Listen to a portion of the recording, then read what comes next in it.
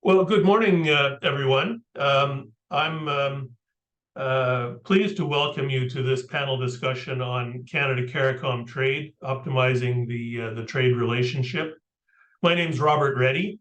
I'm a retired official from Global Affairs Canada, and I've spent most of my career as a trade negotiator. I ended my career as High Commissioner to Jamaica and the Bahamas. And as a result, I've got a great interest in Canada-Caribbean relations. I've managed to stay in touch with developments in the region and through association with two organizations, the Canada International Council and the Canada-Caribbean Institute. And I'm really pleased that together with my two moderator colleagues, Alicia Nichols and Dave Kaulasar, that we're able to bring this event on today, and I thank you for joining us. When I was High Commissioner in the region, I was accustomed to getting speaking notes that would talk about the historical Canada-Caribbean trade in sugar, rum, lumber, forestry products, that kind of thing. How Canadian companies were active in Canada's financial services and natural resources sectors and tourism. How CARICOM is a market of 20 million people for Canada. Canada offers a market now of about 40 million, with large diaspora of over 1 million Caribbean descendants and in Canada, and that all of that, plus the history and language considerations, present all kinds of opportunities for prosperity through trade and investment. And those talking points always made a lot of sense to me. But frankly, when you step back a little bit, it's becoming clear that even before the COVID pandemic, Canada has been losing some of its share of trade with the Caribbean, and CARICOM exports to Canada are flat or declining as well. I'm not going to go into a whole lot of numbers, but just taking the period 2011 to 2016, CARICOM's goods export to Canada increased from modest 1.1 billion in 2011 to 1.6 in 2016. And over that same period, imports from Canada to CARICOM decreased from 1.2 billion to 1.8, and that resulted in a surplus for CARICOM. I think the only one they have with a developed country, if I'm not mistaken. Looking at the period of the pandemic, trade has really been, frankly, flat. In 2019, two-way merchandise trade with CARICOM from Canada was 1.9 billion. Trade and services was 4.4. In 2021, merchandise trade reached 1.9 again, while bilateral trade and services fell to 3.9. So the pandemic and its impacts can be seen there. Another way of looking at it, of course, is the CARICOM market represents only a fraction of 1% of Canada's total annual trade. Canada only represents about 4% of CARICOM trade. So we're perhaps not as important to each other as we sometimes, or as I sometimes said in all of those talking points that I repeated while I was posted. At the same time, despite opportunities for trade in sectors that we'll hear about later, I think, infrastructure, renewable energy, climate resilience, financial services, tourism, and education, recent years have seen the departure of large Canadian financial institutions from the region, the withdrawal of some large resource firms, and many CARICOM companies seem to prefer to do business with the US or European markets, and of course are actively importing many products from the US, Europe, and China. So that's maybe a bit of a bleak introduction. I don't want to be too bleak, but I do want to set that out there. But if you do step back from just the trade dynamic, I think things are perhaps a bit brighter than what my introduction would let on. Over the past few years, Canada and CARICOM have been working to upgrade their bilateral relationship in a significant way.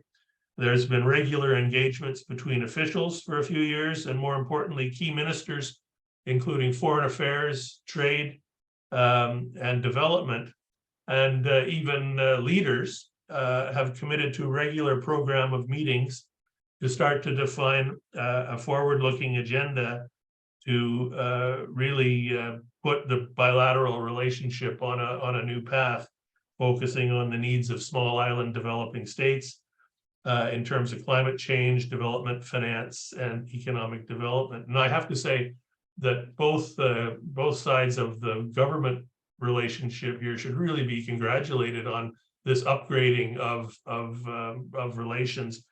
It's a marked increase in engagement from even my time, which wasn't all that long ago. Indeed, foreign ministers from Canada and CARICOM met a couple of days ago around the OAS meetings, and among other things, among a lot of other things, they made some general statements about the need to bolster trade and investment. It's not clear, maybe to some of us on the outside, exactly what this might mean, and I dare say probably inside it's not all that clear from time to time. So that's really the purpose of this panel discussion. It's to start some thinking about how trade fits into that agenda that Canada and CARICOM are developing. Foreign ministers suggest more strategic relationship at the international level could feature international trade relationships and enhancements. How can we realize that? How can the two sides realize that? Today's panel is divided into three parts. In the first session, we'll be joined by representatives from the business sector who will provide their particular experiences and perhaps some of the obstacles they had to overcome or the problems they encounter in doing business, and maybe suggest some specific advice as to how trade enhancement could move forward. The second session, substantive session, will see representatives from trade promotion and facilitation agencies discuss their services and make suggestions on what traders and investors require to really have success in one of the markets or one or both of the markets. And finally, there's going to be a discussion of whether and in what form any action on trade agreements will be required to expand trade, and that's when you'll hear from me again. Just before I turn it over to the co-moderators, a couple of administrative points. As you heard, this session is being recorded. It's the moderator's hope that a brief written report based on the concept of Chatham House rules would be compiled and sent back to participants and perhaps government officials. I'd also say that this panel is scheduled a little bit longer than most Zoom sessions. That's because I think we have a lot of ground to cover. I hope there's a really good discussion. Questions, so to the audience out there, questions can be posed via the Q&A feature of Zoom. We will take questions at the end of each substantive session. So questions from the audience and questions from panelists and moderators, I hope will really encourage a good discussion. I'll also note that we won't slavishly use the full 3 hours if we don't need that. If the discussion seems to be concluding, we'll end when we need to. So I'm looking forward to the discussion. I'm now going to give the floor briefly to my co-moderators for any brief words from them. I would start with Alicia Nichols. Alicia is a well-known lawyer, trade consultant, and I think professor at some of the universities or some of the colleges and universities in the Caribbean. She's from Barbados. I'll let Alicia introduce herself more properly than that. So once, Alicia, your introduction is over, and any opening remarks you have, Dave, I'll turn it over to you, to Dave Kalasar, to introduce yourself and to get the first substantive session with the business community started. So thanks very much. Alicia, briefly over to you. Hi, Rob. Good morning, everyone. I'm not a lawyer. I studied law, but I'm not a lawyer. I'm actually a trade specialist. I am currently working at the Sridhar Ramphal Center for International Trade Law Policy and Services as a research fellow there. And I also do consulting, advisory services for various companies, etc. And I also run the Caribbean Trade Law.com blog, which focuses on issues of trade and development policy with regard to small island developing states, with particular focus on the Caribbean. So I'm very interested in Caribbean-Canadian relations. My substantive areas of research are global financial regulation, international business, and of course, investment law policy. So a lot of these are areas which are essential to the CARICOM-Canada relationship, because Barbados is one of the most important countries within CARICOM with which Canadian companies invest. So this is an area dear to me. I won't take very long. Thank you so much for the introduction, and I'll hand over now to my co-moderator, Mr. Dave Kalasar. Thank you. Okay, thank you and good morning. I don't think it's afternoon anywhere. My base is both in Halifax, Nova Scotia, Canada, and Port of Spain, Trinidad and Tobago, or the Caribbean most times. As a business consultant, business development consultant, and a trade consultant as well, I have covered all areas of the Caribbean in terms of both trade and private sector consultancy projects. Looked at, in particular, the EPA negotiations, was involved in the FTAA as a private sector lobby and advocacy and being involved.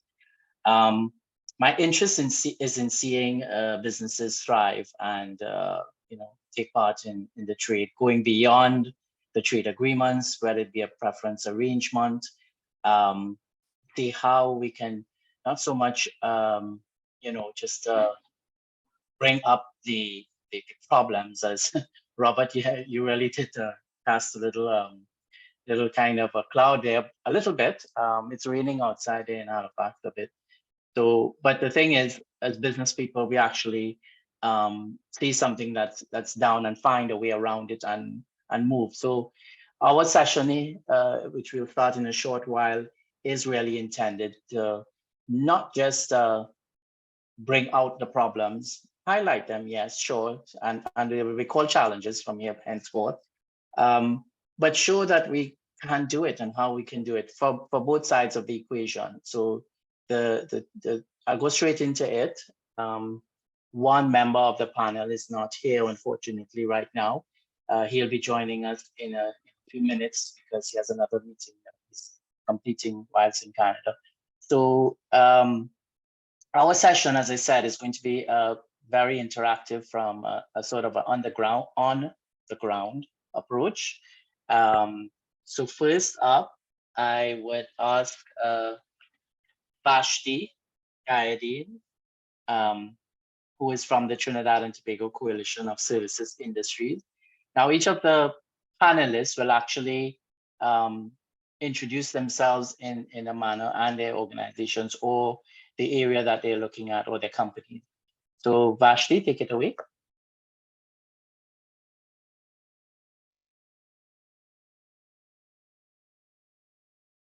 Sure, thank you very much, Dave. I will just share my screen.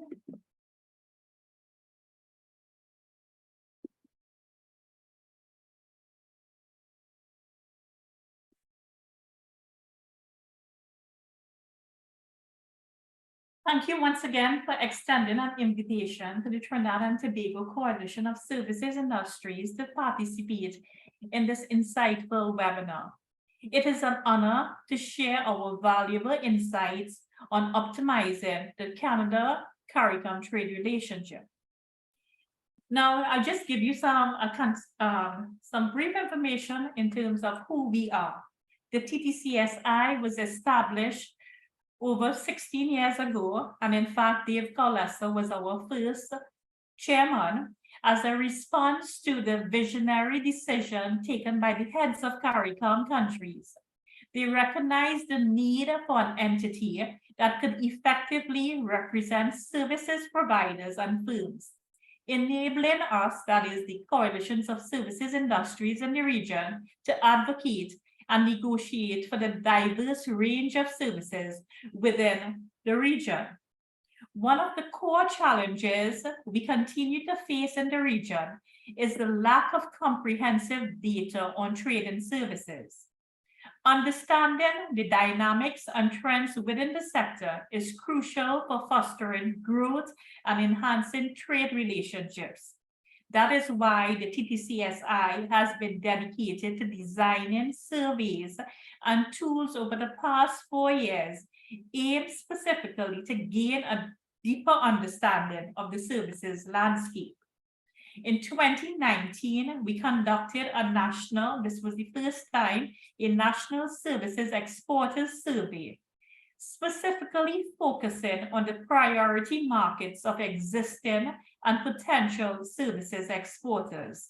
I will share this morning some of the key findings that shed light on the opportunities and challenges in this vital trade relationships. By analyzing the data collected from this survey, we can uncover valuable insight that will help us optimize trade opportunities and strengthen the Canada CARICOM partnership in the services sector.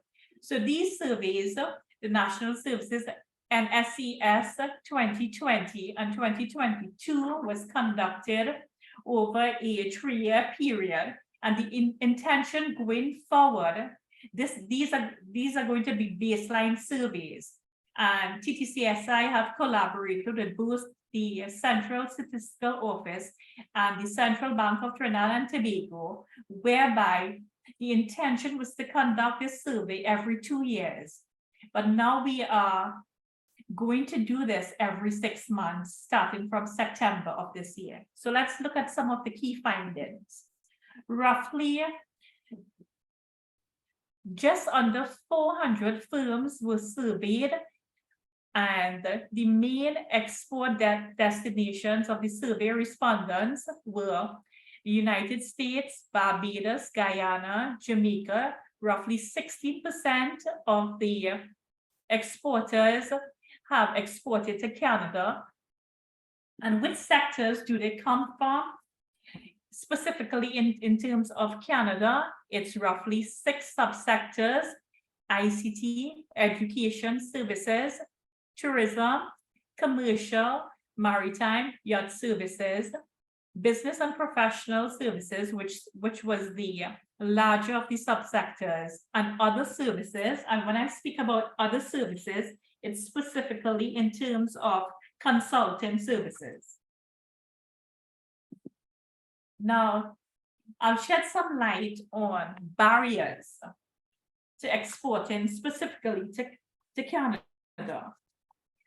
According to the NES from 2022, a significant number of businesses, which is roughly 43% of respondents, reported difficulties in exporting their services to Canada.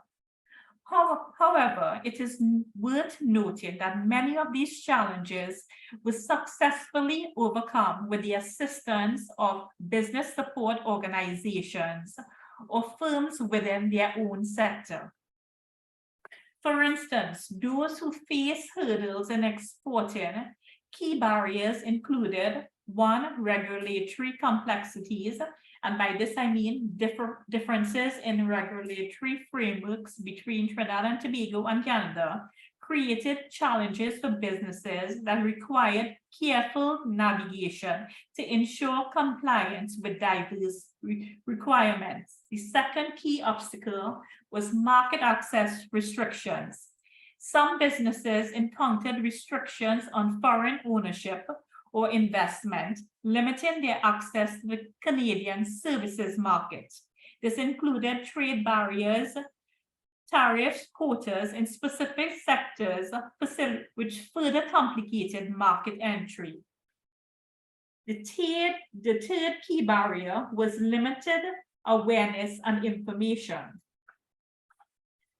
And what do I mean by that? It speaks specifically insufficient knowledge about business and investment opportunities in the Canadian market hindered effective market entry strategies. Better understanding of local market conditions, consumer preferences, and business practices were identified as crucial. The fourth key obstacle, cultural and language differences. Differences in business practice influenced by cultural nuances and language barriers pose communication and understanding challenges.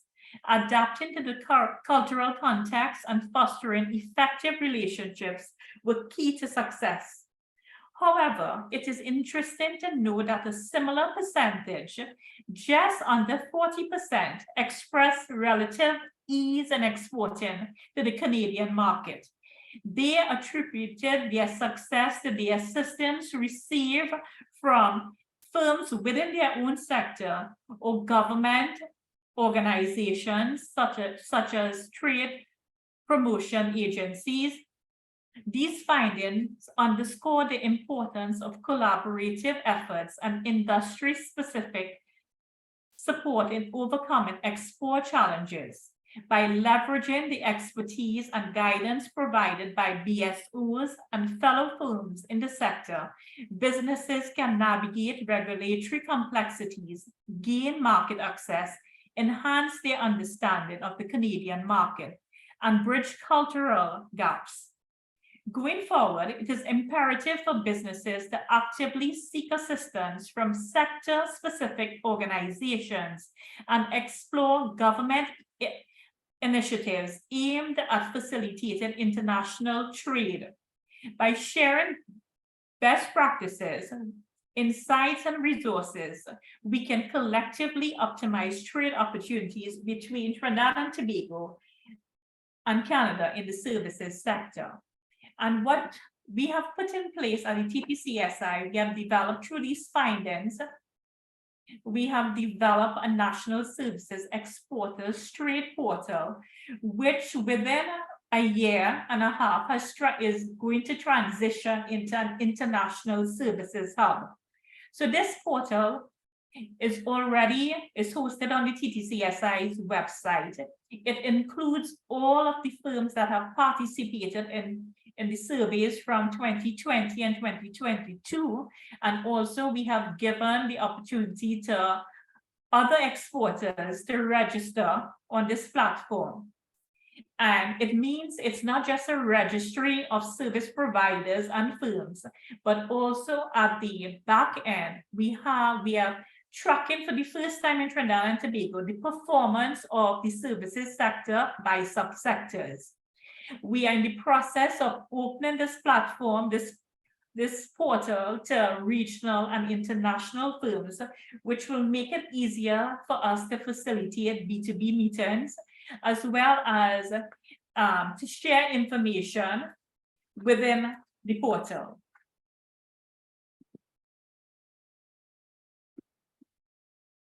And that, in essence, is what we have been doing thus far. Thank you very much, Vashti. I'm sure you wish we had more time, and this actually is going to kickstart some discussions going forward, not only today, but we want to get to a real and practical way. And I liked the point you made about support from others going forward, not only government institutions. Zahir, you're up next, and we move from services into goods. Zahir. Good morning, everyone. Thank you for the opportunity to be part of this. Let me just share my screen quickly.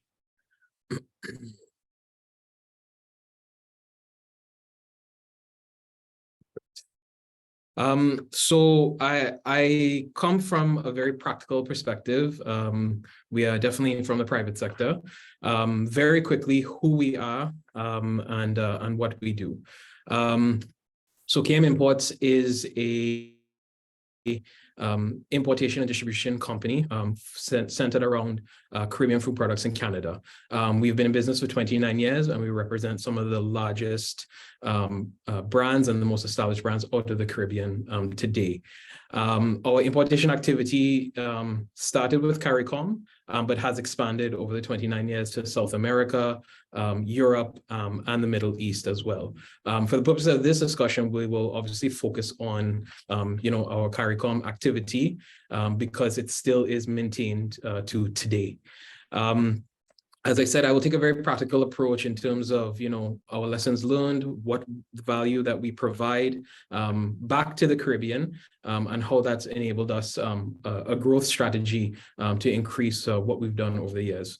So, what do we do? Our focus is very simple. We want to provide a Caribbean experience to all Canadians through food. In a very simple statement, food is central to everyone's culture, and one of the easiest ways to experience a culture and immerse oneself in a particular culture. So we have filled the gap to provide a Caribbean experience through food to all Canadians. How do we do that? We've built an exclusive distribution channel across Canada to provide maximum reach, both to the diaspora and the mainstream Canadian market. We have over 1,000 independent clients across Canada, from Halifax to Vancouver. And we also have national chain clients under large corporations. For example, Loblaws Corporation Limited under specific grocery banners like No Frills, Superstore, Loblaws, Maxi, which is in Quebec, Sobeys Corporation under the Freshco, and the East Indian banner Hello Cello, which is focused within the Greater Toronto area, and also Walmart across Canada. So this is how we are able to kind of fill the gaps, and I will speak in a little bit of why, marketing to the mainstream is very important. Now, what we've also done, as we can see through data, and I know Robert touched on this at the beginning, we have a little bit of historical data to show that, our diaspora is actually shrinking. And through that exercise, we also looked at the StatsCan data, and I'll show that on the next slide, showing that, second and third generation is now outpacing the first generation diaspora. And that's important to ensure that there's growth coming from CARICOM to Canada and increasing the Caribbean experience. We've also launched, I would say, a free consultancy services in-house, and we provide that as value back to the Caribbean. And I will touch on that being a major roadblock and barrier to a lot of Caribbean companies looking to do trade in Canada. Lastly, one thing I did want to focus on is that, we can't talk about optimizing trade between CARICOM and Canada without talking about structural challenges. One of them particularly being climate change. Every year, our marine cargo liability insurance increases due to storm activity in the Caribbean. With the increased rainfall, we try to do hedges on weather patterns to offset some of the delays that happens in shipping. Port deterioration is a major issue that should be on the bilateral side between Canada and the Caribbean states. These are things that are very, very important. And then more importantly, back home in Canada, our trade pipelines are built on very vulnerable routes. We saw this with the Wet'suwet'en Indigenous community back January to March in 2020, just before COVID. More recently, we had CN-Woka rail strikes back in the fall. These are very, very critical pieces and structural pieces to enable trade and enhance trade between CARICOM and Canada. So in terms of the demographics, there's a lot of information here, but essentially what we did is we pulled out the demographics that we had from StatScan between 2016 census. And what we can see on the right-hand side is that the second and third generation are now outpacing the first generation diaspora or Caribbean identifying people in Canada. Now, where that becomes important and how we provide value back to companies in the Caribbean is that we tell them it is simply a changing demographic. Having brand loyalty and nostalgic brands is no longer enough to educate the population and engage them with your brands. We have to do more in terms of social media, leveraging, influencer networks, and providing those platforms as an avenue to engage with brands, why brands are important, why specific foods are important, and the experience that provides, with those products. This is a critical piece for us, and you'll see a small note at the very bottom.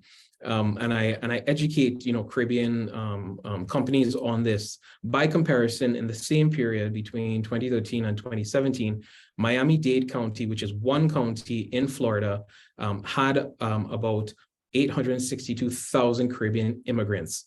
That one county has had more Caribbean immigrants than the entire Caribbean identifying population in Canada alone. So scale is important as well, too, when we speak about trade between Canada and the CARICOM nations. Now, I spoke about briefly about the value-added service that we provide. One of the barriers to and the roadblocks to increasing trade is that the regulatory and compliance environment is very, very complex, I would say, in Canada. We have multiple organizations that have specific requirements across them, and sometimes those requirements are contradictory to each other. So when you speak about food, things like allergen requirements, traceability, labeling requirements, bilingual, how nutrition facts should be labeled, front of label, back of label, there are a number of things, right? And at the speed and the pace and the complexity that these things happen, to translate that back to companies in the Caribbean becomes very, very difficult. Trade specialists back in the Caribbean have a difficult time to digest that information and relay it back in a timely way so companies can, adapt to those things to be able to scale in a compliant way. So this was a big gap that we found, and we essentially became experts at the evolving regulatory and compliance environment. And we provided an in-house free consultancy service that we provide. So every year we do a trade mission back in the Caribbean, and we invite smaller companies to our forum, and we provide in-market data. So what are the trends, buying patterns, which categories, beverages, condiments, spices, confectionery, etc. And then we also share working sessions with them about how to get compliant and how to scale in a compliant way. So we provide workbooks for them. We provide the points of, what labeling requirements are needed from a minimum perspective, etc., etc. And we do this from very large companies to extremely, extremely small companies, down to cocoa co-ops that we have worked with. Some very big brands that you could see at the bottom, Solar Beverages, Hanano, which represents the Moby Fizz and Piedrax brands. And we've worked with very, very small producers as well, too, who have very innovative products that we fill the gap in the Canadian market. So, I wanted to touch on this quite quickly. Because from our perspective, this is what we see as key focus areas by 2025. And the reason why I say that by 2025 is because the economic landscape in Canada is also changing. We are in an inflationary environment. The central bank is trying to rein in inflation. Food is a massive target for a political agenda, and the easiest finger to point at when it comes to inflation. So what can we do based on the expertise that we have over here? Well, there are four things, right? Our built pipelines can assist in alternative ways to expand, sales. What do I mean by that is we already have infrastructure put in place from logistics to shipping to warehousing, manpower, etc. When you have smaller companies who are trying to transition online or scale in that vertical, we can provide drop shipping services, to provide that instant Caribbean experience to Canadians over here. The other thing as well too is that we also need to have product innovation. And what I mean by that is we need to educate people on why these brands are important. And I've mentioned that in terms of our social media strategy, and bringing companies on to show them the value of social media.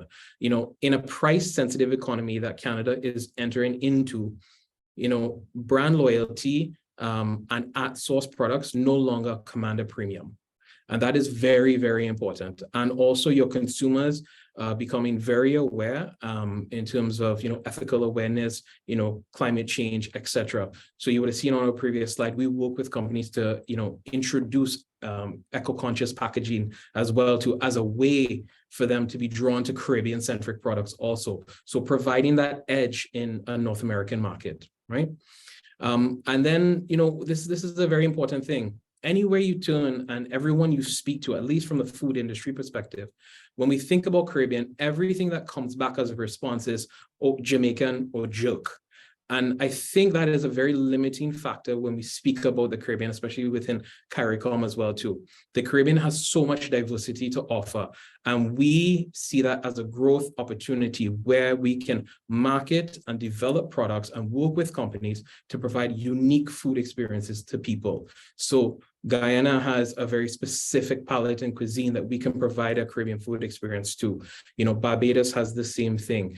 Antigua has the exact same thing. All these nations have that, and we see that as a growth opportunity instead of defaulting to Jamaican-centric products. And I'm not saying that that is a limiting factor, but we can build upon that momentum. And then lastly, I think we have to lead by example. I spoke about, being able to provide a free service, from a consultancy perspective back to the Caribbean to eliminate a roadblock.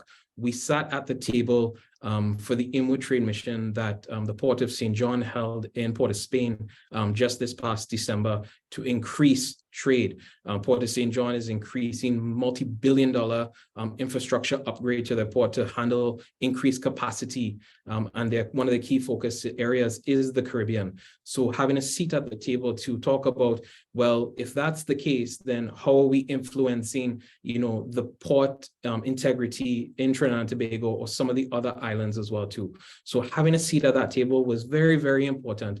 And bringing, market analytics and all of these kinds of things back is very, very important. And while we face structural challenges ahead, like climate change, we cannot be silent and sit on the sidelines, especially the private sector.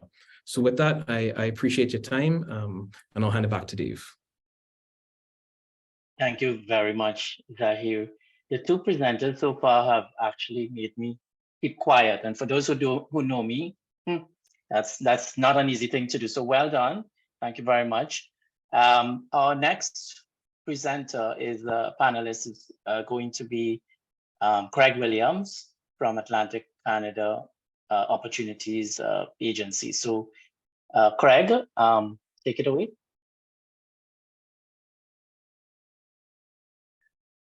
Good morning.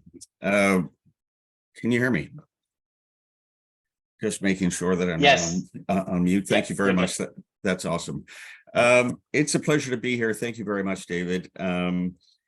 My discussion here today is going to be very practical as well. My name is Craig Williams. I'm a International Business Development Officer with the Atlantic Canada Opportunities Agency based out of Halifax, Nova Scotia. Dave and I are in the same city, working in the same area, and met for the first time 4 days ago. So I think we're probably going to get to know each other a little better in the future. Hopefully, I look forward to that. Just a little bit of context first of the Atlantic Canada Opportunities Agency. We are one of 6 economic development federal economic development agencies across Canada. ACOA is the acronym, and we were the first, and we look after or cover the Atlantic provinces, which is New Brunswick, Nova Scotia, PEI, and Newfoundland. We are the body for the federal government that coordinates much of the international trade development, I guess, funding and coordination from an export perspective. So we work with our partners in the field with the Trade Commissioner Service with Global Affairs, but we work with the companies here on the ground, and we try to coordinate that, and we have various different structures and policies in place that do that. Typically and traditionally, foreign trade has focused on major markets, markets like the United States, markets like China and Europe. But as we know, and any business person can tell you, that, you know, that when you look at these markets, Canada exports 76% typically in that area to the United States. Very simple market for Canada in many of its commodities. And then over the last number of years, we've seen China come on. We see the numbers for China's export between 4 and 6%. And we see Europe around 4% as well, which when you look at a business model, we realize that, you know, 80 to 85% is going to 3 customers. That's a difficult business model. As a past banker with small business, that's a bad business model. So trade diversification is a priority in the ACOA Nova Scotia policy and planning, and that's my target. That's what I'm tasked to do. I work with emerging and developing markets, and my particular area is the Caribbean Basin. So I work with Atlantic Canadian businesses in those 4 provinces to find new markets in the Caribbean Basin, and we focus on that. So every year I bring 3 to 4 missions. Trade missions is one of the strategies to the Caribbean area. Some of them are just pure multi-sector missions. Some of them are specific sector shows. Most of our companies are small to medium-sized businesses. As you can imagine, the large companies have their own strategy, their own pretty complex export departments, marketing departments. But as well, it's important to note that, you know, Atlantic Canada is a huge area. However, it's a small economy. It's probably been the most struggling part of the Canadian economy, depressed, I guess, for many years. It is only 2.4 million people in Atlantic Canada.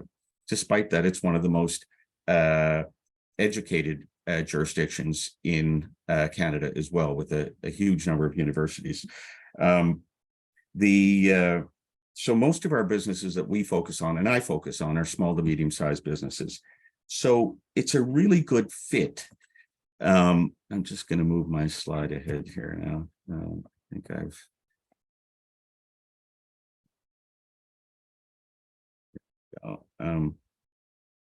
the Caribbean is a really good fit for Atlantic Canada. At the outset, we talked about, Robert talked about, you know, in his experience as the High Commissioner, there was they talked about a lot of the historical ties between Canada and the Caribbean. Well, those are, you know, they're nice stories to tell, and I tell those in my experiences as well, about codfish from Newfoundland and Atlantic Canada, which is now many of the national dishes of Caribbean countries, while rum is from Guyana, from Jamaica, from Nicaragua, from many different jurisdictions, is the prime drink of Atlantic Canada. but it's more than that, as well as banking. You know, that the Bank of Nova Scotia out of Halifax had a branch in Kingston 8 years before it didn't. It had a branch in Toronto. Those aren't just, those are historical ties, but also their proximity ties, and they're good economic ties. There's a ton of good synergies when companies, I'm trying to persuade or convincing Atlantic Canadian companies to look at the Caribbean. It's a complex market, don't get me wrong, and you know, there's about 38 different jurisdictions in the Caribbean basin. Each one is different and can be very complex, but there's fabulous opportunities for Atlantic Canadian businesses. We share so much. The proximity, the shipping, which was just highlighted about shipping lines are increasing and facilities are increasing. We share a common background of hardship and struggling for prosperity. So the culture of the people are very similar. That desire to have a know, like, and trust is an Atlantic Canadian characteristic just as much as it is a Caribbean characteristic. Education, a huge number when I'm traveling of the professional class in the Caribbean come to Canada for their post-secondary education. Standards for professional associations and like accounting have been done collaboratively with Canadian institutions. Tourism, many Canadians' first experience outside of Canada and many only international experiences are in the Caribbean. Now, you know, you can play down the tourism piece, you know, and we don't like to talk about that, you know, it's something, but it's real. It's part of people's experience. And when they talk affectionately about, you know, their experiences, that has an impact. What else? The Canada as well has been a long time supporter of the Caribbean on many different levels, but not the least of which is a founding member of the Caribbean Development Bank, and is the largest contributor to its portfolio annually. It's also a member of the Inter-American Development Bank and the World Bank, and a contributor, which are all, in my experience, significant funders in development projects throughout the Caribbean that many of my clients pursue. So there's beyond just, you know, the aspiration that this is a market for Canada and Atlantic Canada particularly. There's a lot of really good reasons.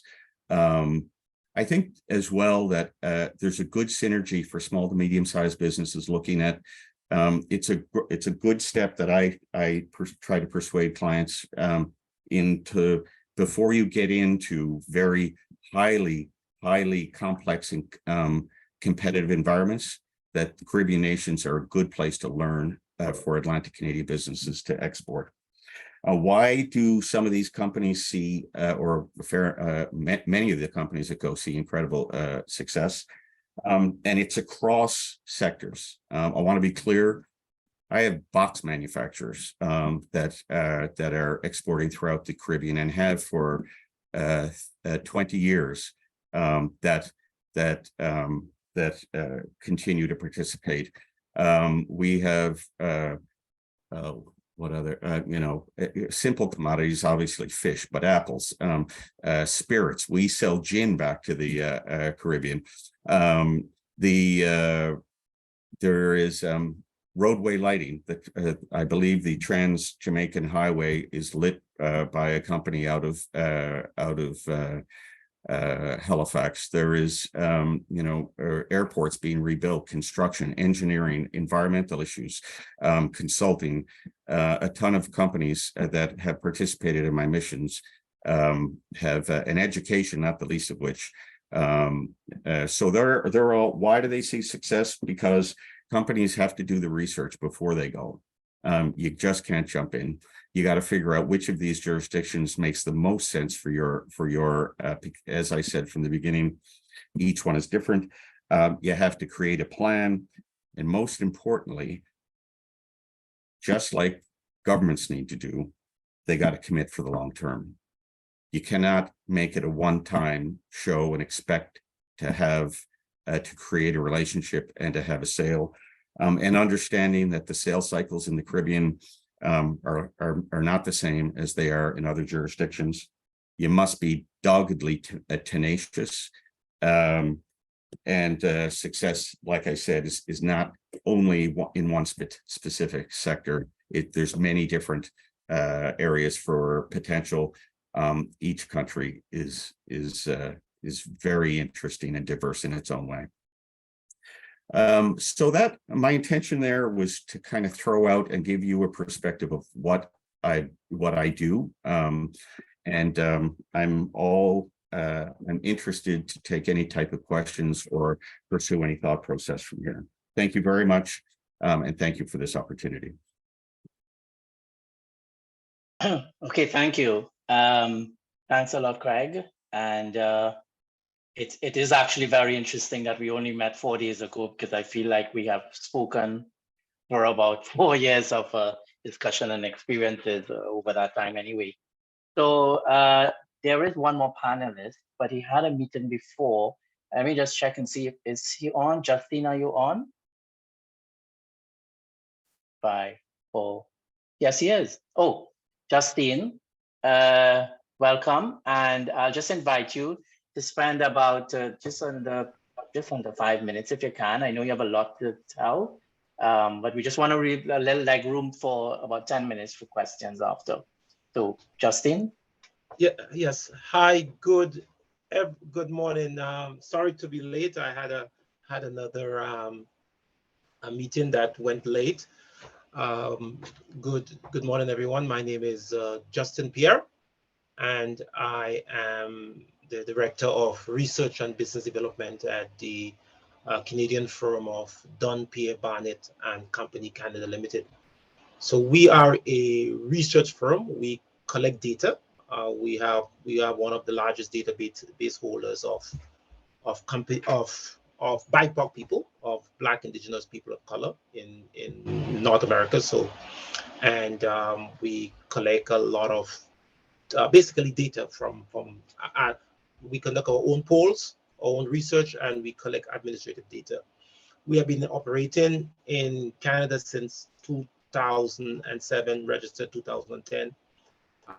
So far, it has been well, very challenging as a Black business. However, it's not difficult. It's still very challenging. However, we are able to make headways in terms of, because we specialize in a specific type of study, which is labor market study, labor force survey. What we have been seeing in terms of our relationship, we have specific relationship. We do a lot of business in the Caribbean. Like 80% of all our work is in the Caribbean and the developing countries. And so we do most of the work there. And now gradually we are now moving into Canada. How we've done it, we as a firm, we have established strategic alliance with organizations. We have been assisted by the Business Development Bank of Canada, who provide now consultancy services to our firm. We also, and with our success, we have had relationship with the EDC, the Expo Development Corporation. It's a government arm. When we do projects, they come in and provide that level of insurance and that level of satisfaction to us. So at least we'll be able to get our products out and get paid on time. And as a result, now since that we are a Black organization, and as the UN decade of persons of African descent, we have been very popular in the sense that a lot of the data that it is needed to make decisions, to make policy decisions for the government, StatScan, other agencies, we were able to have that level of data in our database, so that person could access it. I was asked to also mention some of the challenges we have. As a Black business, is difficult. As you know, most banks don't give funding to Black businesses, so we have challenges. We also, however, the BDC and through the EDC have kind of joined together to provide funding for our organization. One of the challenges we face is the whole issue of perception. For example, trying to get insurance to insure our products from standard Canadian firms. They may have a very low opinion of countries or products or services in the Caribbean. So we may go and ask them, hey, we want to have insurance on a project that we're doing, in, let's say, in Jamaica or in Guyana or whatever country. They may not want to insure it because of their low opinion of these agencies.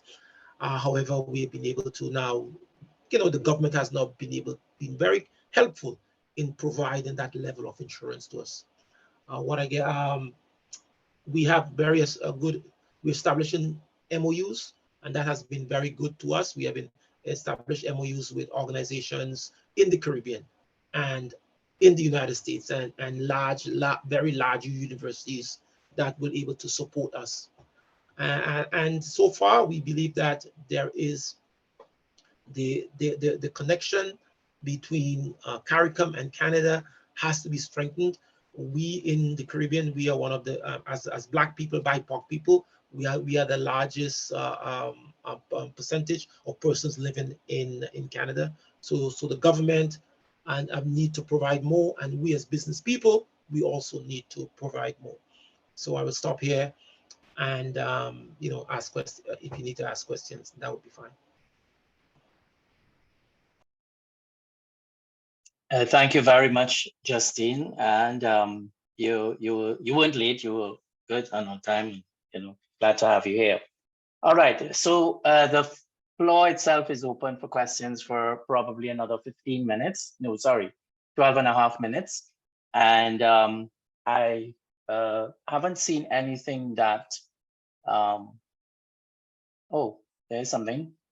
What accounts for the? And somebody, I'm not seeing it again. Oh, the question is something about what accounts for the low opinion of, and I want to actually highlight something. These are private sector firms that are having this low opinion, correct? These are banks and insurance companies. So the question is being asked, and I have not seen the whole thing, what accounts for the low opinion from these companies? I'm not hearing you, Doc. Justine, your mic is off. Sorry. So that's a very important question. We are in the market. We're a consultancy firm. We are a Black consultancy firm operating in a market that is dominated by large firms. They're, Price Waterhouse and McKinsey, these large firms. We bid for projects. We compete with them. And so when we win, the process is very difficult. So what would happen is when we win a project, we need to get insurance on it so that if anything happens to that project, we will be secured. So for example, we went to an insurance company, and one of the notes from the insurance company,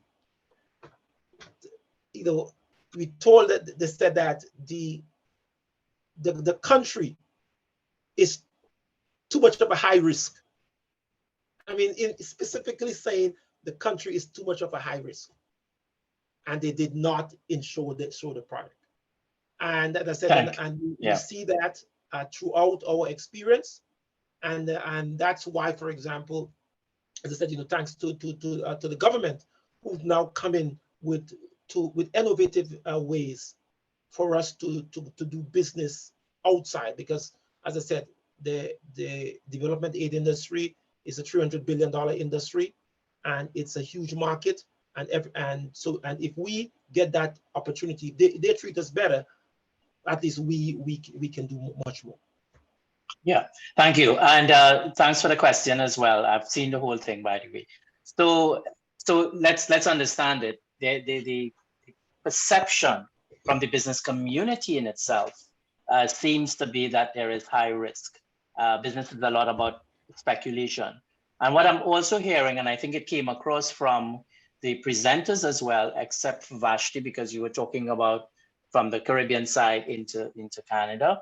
But what I understand is that there is a lot of government facilitation to help ease this, this trade experience for the entrepreneurs. I want to highlight something, and maybe Craig, you can speak to it a little bit. But there was, I think it is Zahir who indicated that sometimes the regulation seems to differ from each other. One of the things that I note very well from our discussions at the negotiation table and so on was that Canada has its own provincial authorities, and there are federal authorities and regulations.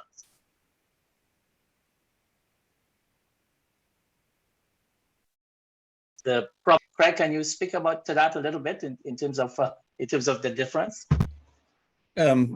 Probably not. Maybe Zahir has a much deeper understanding of this as part of his daily work. But it's standard in a confederation or a federated system. When you go to export to the United States, every state is different. When you go to Canada, but it depends on what it is you're talking about. But even like basic beverage alcohol throughout Canada. I mean, for Canadians to go from to buy alcohol or beer from one province to the next is different. Costs, regulations, taxes, it's all different. It's not all different. There are some federal standards and there are some provincial standards. But I'm not the expert to get into that. But right. I do know that there is merit in that point. Yeah, so I invited you in so that I could get a segue into Zahir. Zahir, you want to come back on that one? Greg is correct. Even within the provincial standards, there are different regulations across each of them. Even when you look at provincial provisions around like recycling programs, that has an impact on beverage manufacturers because it's different in Quebec versus Ontario versus somewhere else, right? And those provisions make it very costly for smaller companies to have different labeling, for example, for different provinces. It's extremely difficult to try to do that. But when you roll it up a level at the federal level, we also see challenges where two bodies, for example, that we primarily deal with, Health Canada and the Canadian Food Inspection Agency, both also have contradictory requirements at some points when it comes to things like labeling or nutritional information, how things should be presented. We see this often at times. Recently, they have been able to get on the same page. Last December, they were able to, come to an agreement, both agencies together, about what, a nutritional facts table should look like.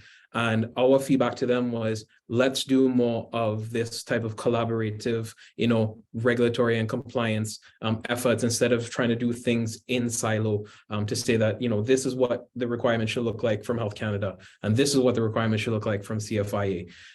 So having that voice back to these regulatory bodies is important, and also disseminating the information as we do back to Caribbean manufacturers about what the minimum requirements are is important. But yes, it becomes complex, it becomes frustrating at times, and it does take up a significant portion of our time to try to help companies scale up in a compliant way. Yeah, and going further on that, there is a question asking you to expand a little bit on what you offered as, I would say, the consultancy part, where are you saying that you're bridging the gap between what trade officials have in place and advising the private sector how to move forward? Correct. So for example, we've had Export TT in Trinidad and Tobago attend some of our sessions. We partner with, local distribution companies to work with small scale manufacturers. So what we do is, someone has a very good product, but they don't know how to scale that in a compliant way. Do we have to have bilingual translation on, front of label versus nutritional facts and ingredients? Yes, you do. Well, what are the requirements? How are allergen statements supposed to be prescribed or notarized on labeling? Well, we provide assistance on how that's supposed to look. Canada has some of the highest standards. I would summarize this to say that Canada has some of the highest standards globally when it comes to food compliance and quality assurance. And we've stepped it up quite a bit when it comes to the SFCR, which is Safe Food for Canadians regulation. That really took us to kind of the next level. And was also a very big limiting factor for companies back in the Caribbean. So what we were able to do is provide that information back to them to be able to scale up. So yes, they have a good product. What is the information that we can provide and vet for them and bring them along on the compliance route and the regulatory route to get them coming in. I'll be upfront, something that was asked about, Caribbean seen as risky. It is. When we import from CARICOM countries, I will be honest, our imports are subject to much more scrutiny from these regulatory bodies than it is from Europe, than it is from the Middle East. Shipment inspections are more frequent. We have, more audits that happen on, labeling compliance from CFIA. A lot of these things are seen as, the manufacturing is substandard. And what we do is we say, no, we are at the forefront to partner with, manufacturing companies in the Caribbean to bring them up to this kind of world-class standard that, Canada has almost imposed itself or its will on these Caribbean countries who just don't have the capital or the expertise to be able to do that. Government organizations in the Caribbean can only do so much. I believe the private sector can come in from a value-added perspective without it being monetized in any way. We charge no fees for these types of services. In fact, we bring ourselves down to the Caribbean and we provide these forums for free. So it's that kind of value that we bring back to the Caribbean. And through that, we're able to sign contracts. We're able to get on, kind of the ground floor with some of these smaller manufacturers and help them scale up. Some of you may have heard of Bertie's pepper sauce. Bertie's is our one of our biggest brands, and we've been able to help them scale up now to a national level. And they started very, very small in the Caribbean, and we've been able to help them scale up on a national level across Canada. And that is one example that we've been able to do. Yes. Dave, can I jump in? It's Rob Reddy here. Yep. I think this has been an excellent start to our panel, but I'm conscious that we need to keep to our notional time frame so that the other panelists in the other sessions have an opportunity to make their presentations. I wanted to ask, a couple of things. Just I've had a number of requests come in through the Q&A. If panelists are able to share their contact information, my intention would be to share that with the group, the audience. And if you don't want your contact information shared, please send me a direct message in the chat. Otherwise, before the end of the session, I'll put that out there for people. Secondly, I see a hand up in the panelist display on my computer. It's from an individual who is described as Alicia Nichols, moderator, but isn't Alicia Nichols. I don't know quite how the tech works on that, but if you have your hand up, maybe Rob, I'll take it from here. Actually, I'll take it from here. Chris, yeah. Chris, you got a link that was shared because of you're not being able to get in. I don't want to take up much more time. Chris, you need to put we'll take the question after and I'll discuss it with you. I wanted to segue into just for 2 more minutes on this part of the panel to just get Vashti to come in to discuss, to just look at the whole issue of the mode that deals with commercial presence. I wanted to note that Justine, for example, and even our firm has established its presence in Canada on a services basis. Zahir has done it on a goods and import and export basis. But the opportunity has been there for us to export from Canada as well. Do you believe that that is something that your membership and your membership will be interested in? And do you think that they have encountered any challenges? Thank you, Dave, for that question. And yes, they are interested, but what we have been focusing for the last 4 years is building export capacity, because just going back to basics, most people who are service providers, they do not understand what it means to be an exporter. Meaning that they do not think because they provide a service that they can export that. They feel that in order to be an exporter, you must produce a product. So that has been where we have been focusing in terms of building capacity, in terms of the exporter's mindset, showing them guide them how to develop a marketing plan, how to develop an exporter's plan. So true, again, with the assistance from Caribbean Export, we widened the net in terms of a basic services go global training program. And again, this program was developed by a Canadian firm through and funded by Caribbean Export and the EU. So we were able within 2 years to certify and train roughly 400 service providers, not just from Trinidad and Tobago, but from 8 Caribbean countries.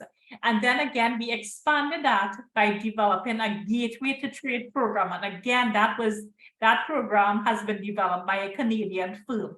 So this is where we are in terms of showing them how you need to grow your business and how you can see yourself as an exporter, and what they term as it's intangible. So it's developing that foundation block. Right. Okay, thanks. And like I said, what will happen is that we're going to be following through on a lot of the discussion, because there's a lot more that we can do with regard to exchanging trading experiences, but not only that, going further to actually carrying it out. So I'd like to thank the panel. And I must say that it has been interesting. I've had to speak a lot less. So over to you, Rob, to go on to the next part of the session. Thank you. Thanks very much, David. Thanks again to those panelists in the session 1. It was a very interesting set of presentations, and thank you again. I would now turn the floor over to our other moderator, Alicia Nichols, the real one, who will lead us and get us started on the session, How Can Trade and Investment Promotion for Development Expand the Relationship? Alicia, over to you. Thank you so much, Rob. And first, let me congratulate my able co-moderator, Dave, for an excellent session, and his esteemed panelists for a very riveting discussion. And it feeds so much into what we're going to discuss. Good morning again, ladies and gentlemen. If you have joined, if you joined after I gave my introduction earlier, a sunny, warm welcome again from beautiful Barbados. My name is Alicia Nichols, Trade and Development Consultant, Caribbean Trade Law and Development. And it is my pleasure to be your moderator for our second panel this morning. And we're looking this morning at how could trade and the investment promotion agencies for development help expand the Canada CARICOM trade relationship. And we really have a great lineup of experts for you this morning who I'll introduce momentarily. But just to know that, as we all know, government set the policies to create an enabling environment for trade to occur. But of course, it is firms which trade. And part of this setting up this enabling environment is by setting up various agencies which seek to assist exporters to identify export opportunities. And then there's some agencies which might not be established by governments, which might be established by the private sector, etc., but might get a subvention from governments and what have you. We heard a lot in the first panel, which was a very rich discussion about the experiences of businesses currently exporting or investing. We saw some of the barriers based on the great data that TTCSI's CEO Vashti Goyadeen would have presented. We heard about some of the regulatory requirements, both at the federal and provincial level, that businesses have to contend with, as well as the issues with getting export insurance and trade financing because of the region's unfair perception, to be quite honest, of being risky. And of course, the changing demographics and changing consumer preferences. So this ties in nicely with this panel because we're talking to persons who are in the institutions that help firms overcome some of these barriers that we heard about in the last panel. And I will be introducing my speakers in the order in which they'll be speaking. My first esteemed panelist will be Dr. Demi Sinanan. He's the Manager of Competitiveness and Export Promotion at the Caribbean Export Development Agency. We have Mr. Jake Thomas, who is with Global Affairs Canada's Trade Commissioner Service. We have Mr. David Weber, who is also from Global Affairs Canada, but from the development arm. And then, of course, we have Mr. Stephen Titman, who is with the Trade Facilitation Office Canada. So a really eminent lineup for you guys. And what we're going to do, we're going to have some brief presentations by our presenters. And then we really want to hear from you guys, the audience, your questions and your comments. And of course, I as moderator will exercise my privilege and ask them some questions of my own as well. So over to you, Dr. Sinanan of Caribbean Export Development Agency. Yeah, good morning. Thank you very much, Alicia. Thank you very much, Rob and Dave for putting together this absolutely wonderful webinar this morning. It's actually coming at the right time with CARICOM the extension for CARICOM moving forward. And I think it's very, very apt at this point in time to really see how we can, discuss how we can expand trade and investments with our friends in Canada throughout the Caribbean region. So I just want to start. I mean, I don't have a PowerPoint presentation today. I don't want to have death by PowerPoint, as my executive director likes to say. Maybe I think it's good that we can have a discussion here this morning. I just want to sort of start off by speaking about Caribbean Export Development Agency. For those of you who don't know, we are the regional trade and investment promotion agency for the entire Caribbean region, which we represent 15 member states, comprising of the 14 CARICOM member states, plus the Dominican Republic. So we're talking about a market of over 30 million people when you include the DR. That's just the indigenous population. When you look at tourist arrivals, the Caribbean region, it's almost double that. So we're talking about a market of over 60 million people when you take into account tourist arrivals. So, and we're talking high-end tourists as well. So the Caribbean does present an extremely good opportunity for Canadian firms, not only for trade, but also for investment. I mean, we always hear that, okay, the Caribbean region is very small, but I'd like to dispel that notion right away. There's immense opportunity for Caribbean businesses, for Canadian businesses, to not only trade, but invest in the Caribbean region. Now, Caribbean Export, our goal is to really work with the Caribbean private sector to upskill them, to increase their capacity and their scale so that they can trade they can internationalize their business and they can trade outside the region. We have been primarily focused on the European Union and certain parts of North America as our primary markets. But over the last 3 to 4 years, we've really turned our attention to exploring partnerships with Canada. there are a number of reasons why. I mean, I know Rob went through a lot of reasons earlier, but I just want to reiterate, you know, we have a strong historical ties with Canada. Canada has a very strong diplomatic presence in the region. There's a strong cooperative relationship that they've had.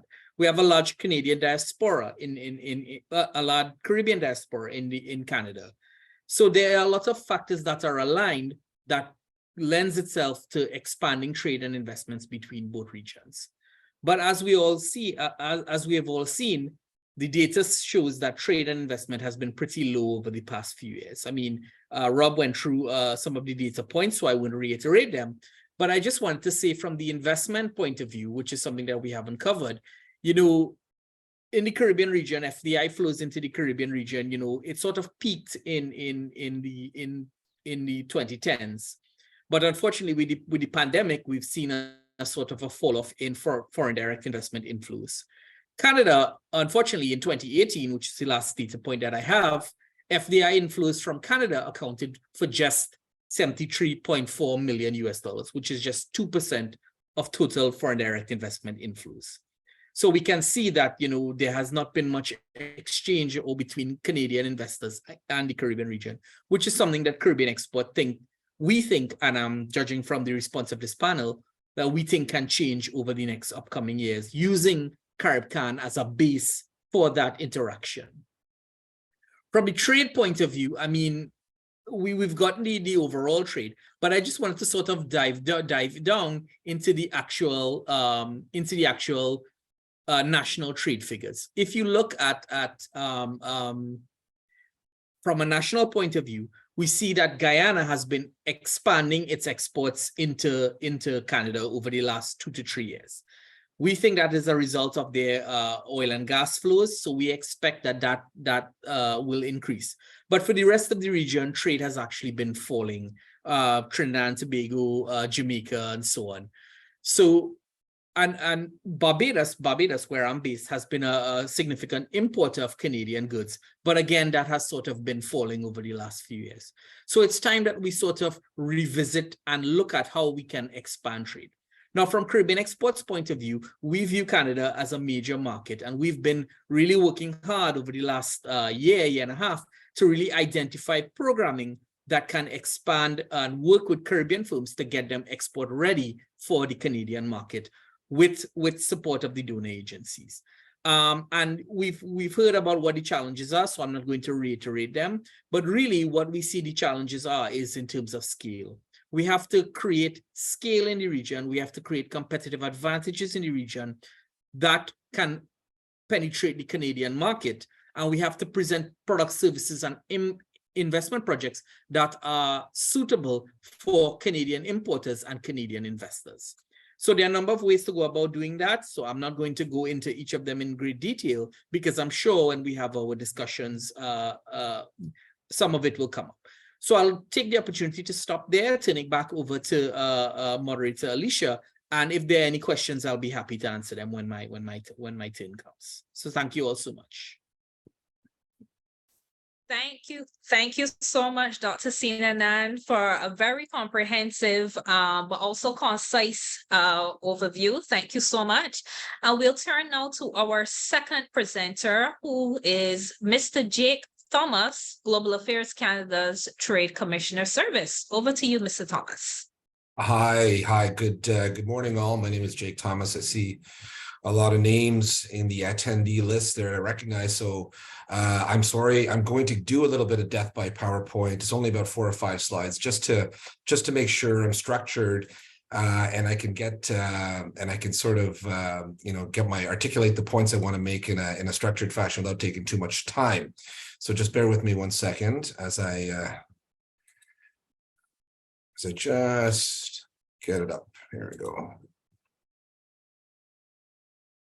So again, Jake Thomas, I'm the Counselor and Senior Trade Commissioner here in Guyana. I also cover Suriname as well as a non-resident STC. I'll endeavor to speak a little bit today on sort of what the TCS is from a pan-CARICOM perspective, and bear with me.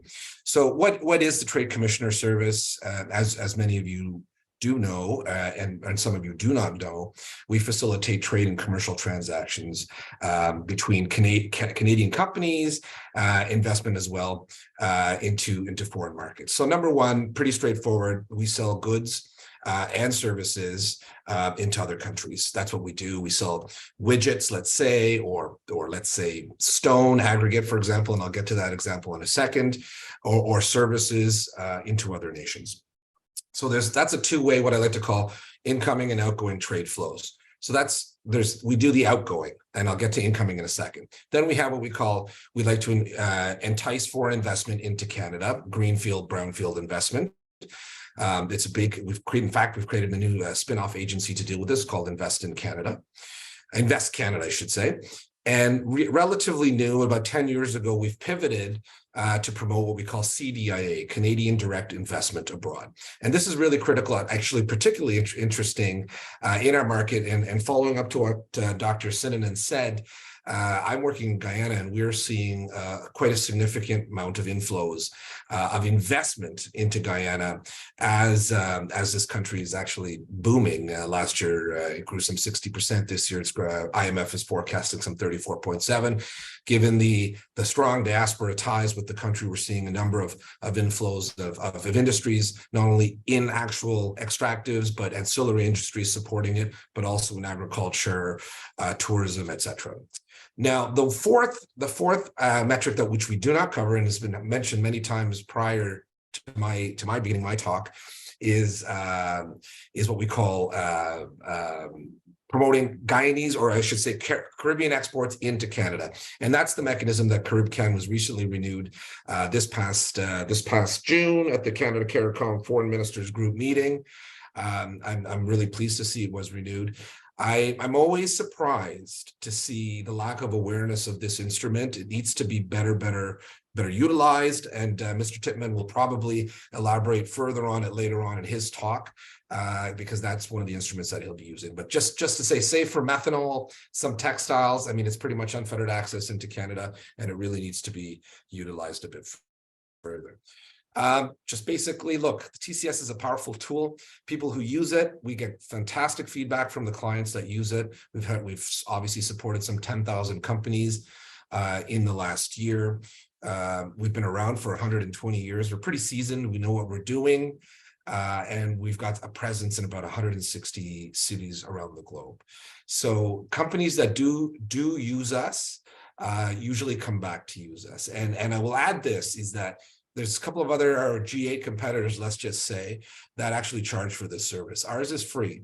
So once you go through a bit of a vetting process to ensure that essentially the C-suite, I'll get to that in the next slide, but the C-suite decisions and there's a net benefit to Canada, you become a client, and we can sort of improve your business flows. And just if you look at the stat on the right, companies that use us tend to export 20% more, and they access 20% more markets. So there's definitely a raison d'être or a reason to use our services.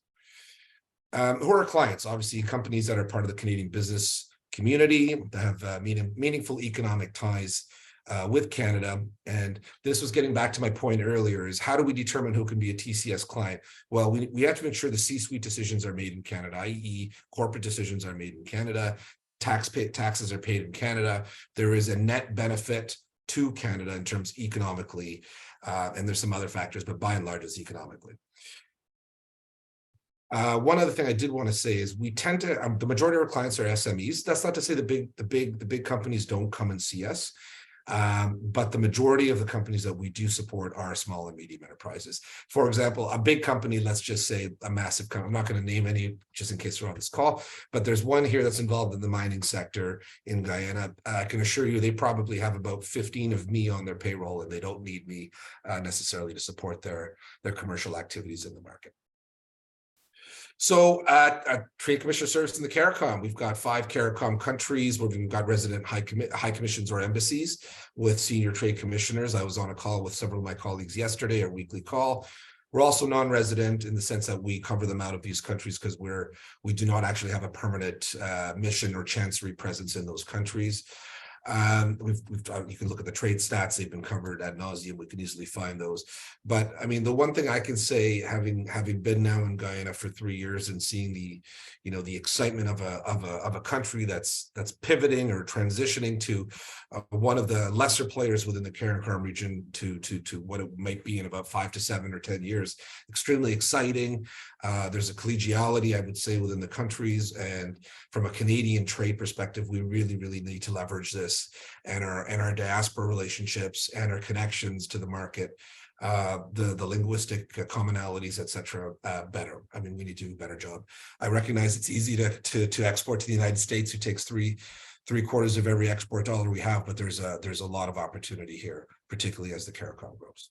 So I'm going to end it right there. I think I was right on just over 5 minutes, and can certainly answer questions when it's my turn.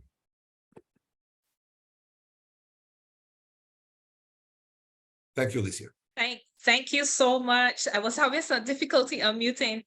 Thank you so much, Mr. Thomas. And over to you now, Mr. Weber, to talk about the development aspect to this relationship. Thank you. Thank you very much, Alicia. And hello, Jake. I'm a colleague of Jake's in Global Affairs Canada. I am based in Ottawa.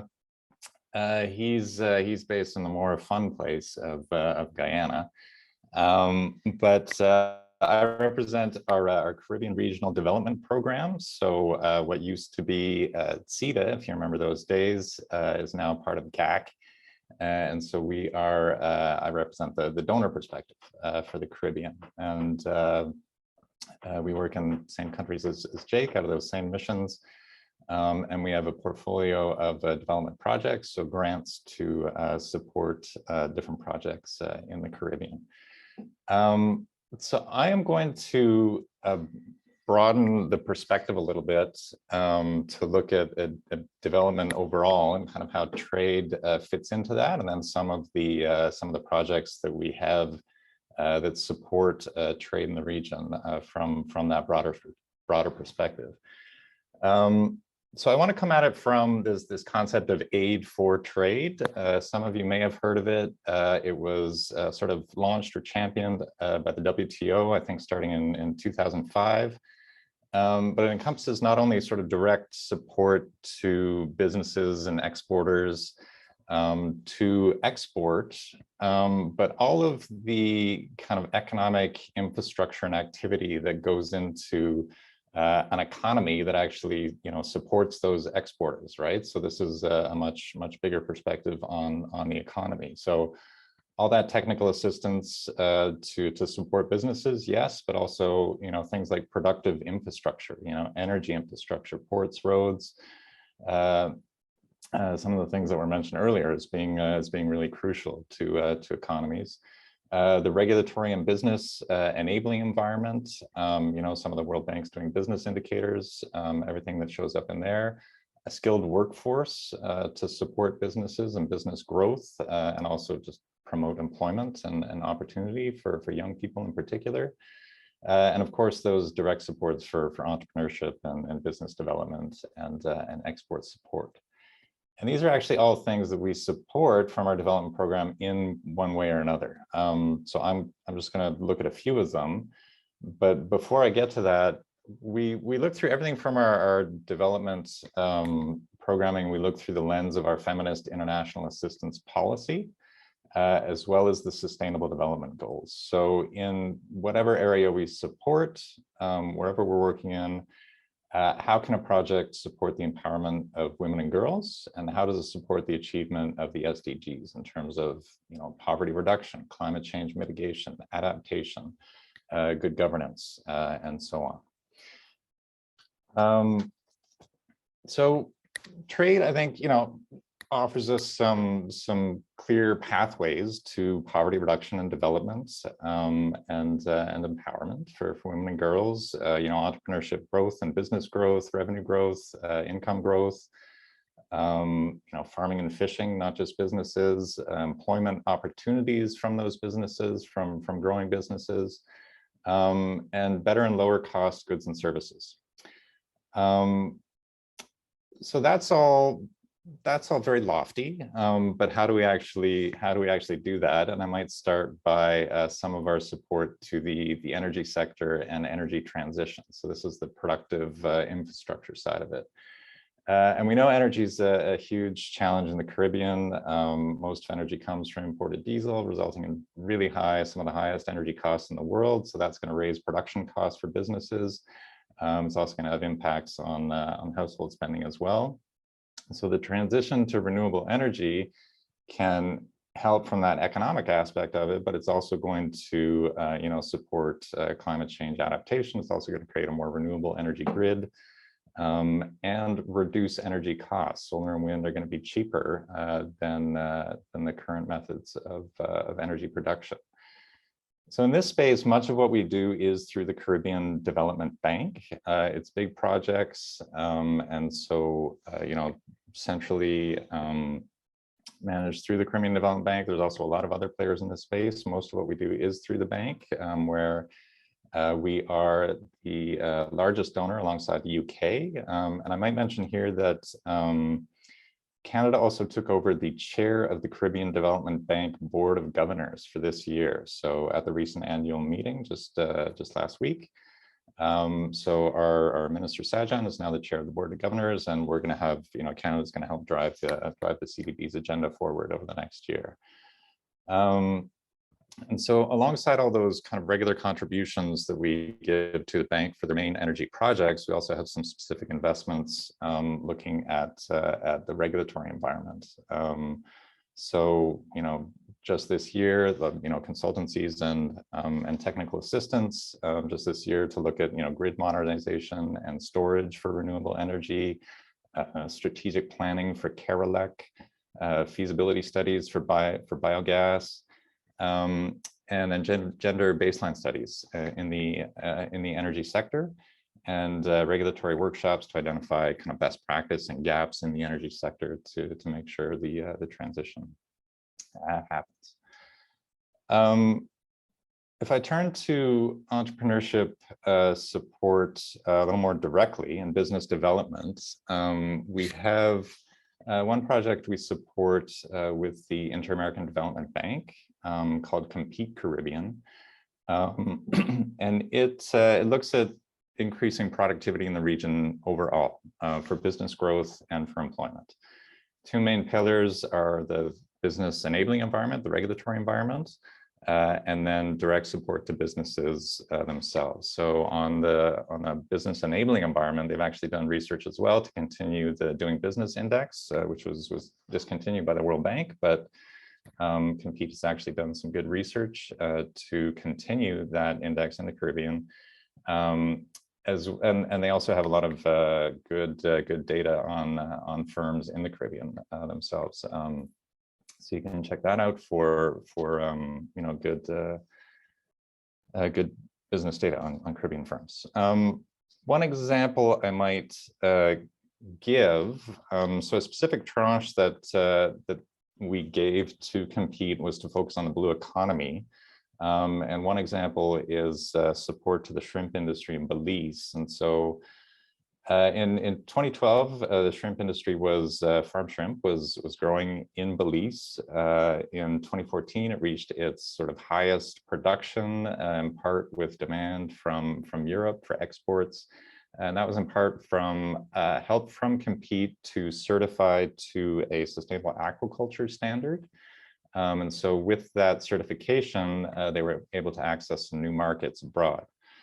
By 2014, disease had swept through the industry, and by 2015, they get a drop by 95% the production. And so the industry was literally decimated. Employment went from 3,000 to 300. It was a major blow. But Compete again worked with the industry, this time to put in place biosecurity measures on shrimp farms to prevent the entrance of disease and also the spread of disease between the shrimp ponds, and also improve environmental performance, so no effluent from the shrimp ponds, and also just a much smaller footprint, much more intensive, so it didn't take up so much land. And with those interventions now, the shrimp industry is again growing. It hasn't reached the levels that it reached before, but they're still reaching new markets, Harrods in the UK, for example. And the structure is going to change. It's probably going to be larger firms that offer employment rather than a lot of smaller firms that are, sort of producing the shrimp themselves. But again, that market is growing, and this is some of the type of support that that is done through Compete. Another area that I might touch on, if I can, is skills development. And so we have a project with Institutes and Colleges Canada. So they represent, universities, colleges, technical institutes in Canada, to develop green skills programs in counterpart colleges in the Caribbean. And it's focused on green economy sectors. So it's interesting because it pairs that Canadian expertise with Caribbean institutions in Canada to create employment opportunities, but also just support growing industries in these new sectors. And so they develop TVET programs in a number of areas. For instance, Niagara College is paired with Monigue College in Jamaica to develop a climate-smart agro-processing program. The Nova Scotia Community College provided training to integrate students with disabilities into these programs. BC Institute of Technology is supporting promotion of women in trade, and they also have a Women in Green Skills program. So this is really bringing, some Canadian expertise to the Caribbean and helping develop labor markets in the Caribbean to help support growing businesses and closer connections between Canada and the Caribbean. So these are just a few examples. I could go on with more and in different areas, but I think just that broader perspective is, sort of we look at the longer term and sort of what we support, and so that underlying infrastructure, the labor market, so on and so forth, in addition to some of the support directly to firms that might grow and export. Our challenge always, and I work with Jake on this, is how to make those direct Canadian connections.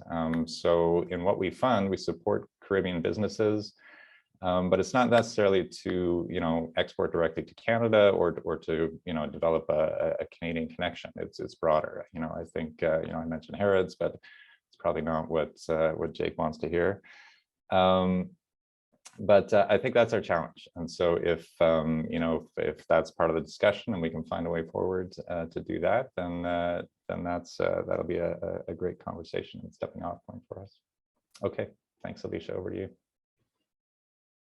Thank you so much, Mr. Weber. And that was such a good presentation. Again, all three presentations have been fantastic so far.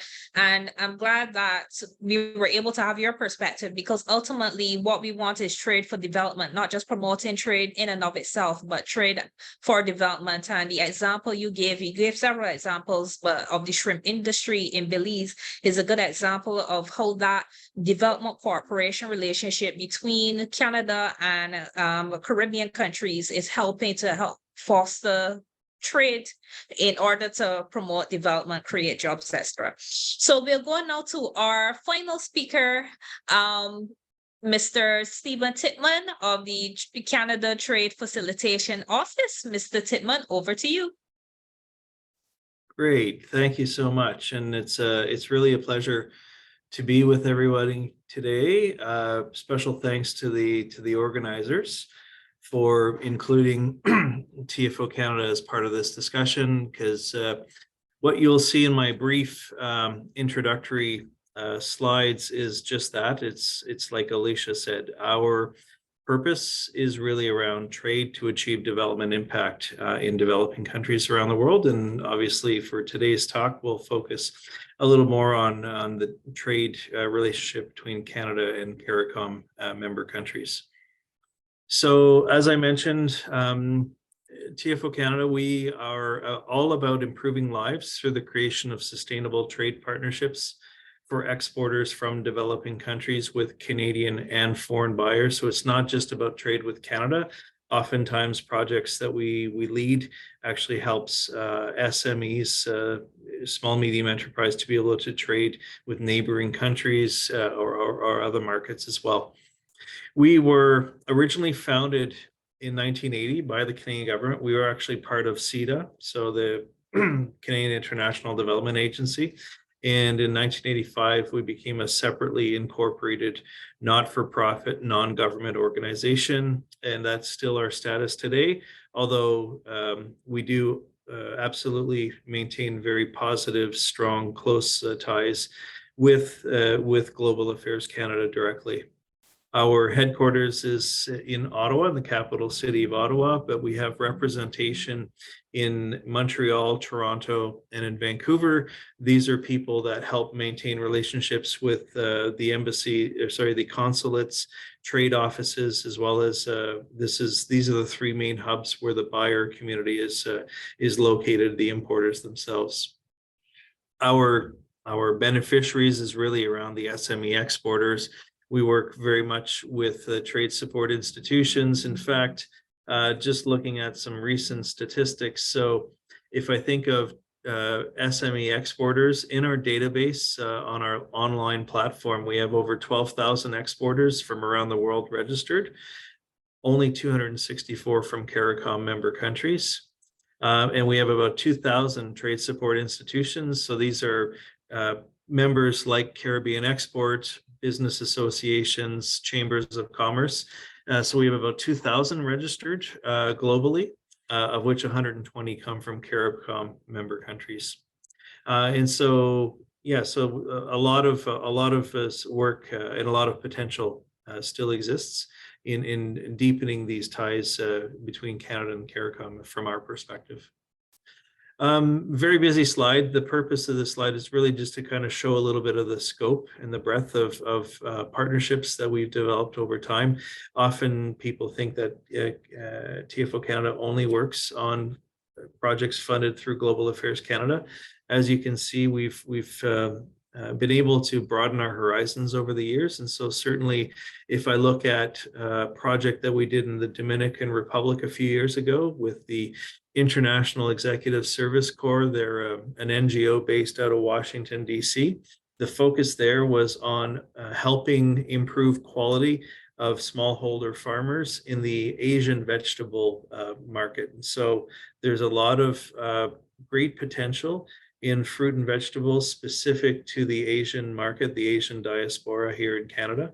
It's a way of being able to perhaps nearshore some of these products that are in high demand in North America.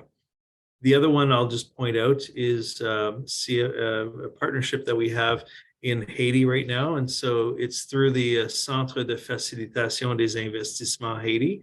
And they have received a grant from the Inter-American Development Bank. And we're doing projects right now helping to build capacity of SMEs in the handicraft and aromatherapy sectors specifically, and working very closely with Trade Support Institution, which is the Chamber of Commerce and Industry of Haiti. Not an easy project, as you can appreciate, given some of the challenges, but we have a very, very motivated group of SMEs, and it demonstrates the real need to be able to achieve trade and to have development impact in a country like Haiti. And so these are two more recent examples. Haiti is actually an ongoing project that started in 2021 and slated to end at the end of next year. I should also mention that there is co-funding collaboration happening where we do have some funding through Global Affairs Canada through a multi-country project that we're currently leading called the Women in Trade for Inclusive and Sustainable Growth Project. So online, a lot of our services, and so this goes back to, I think, comments that the first panel made around access to information.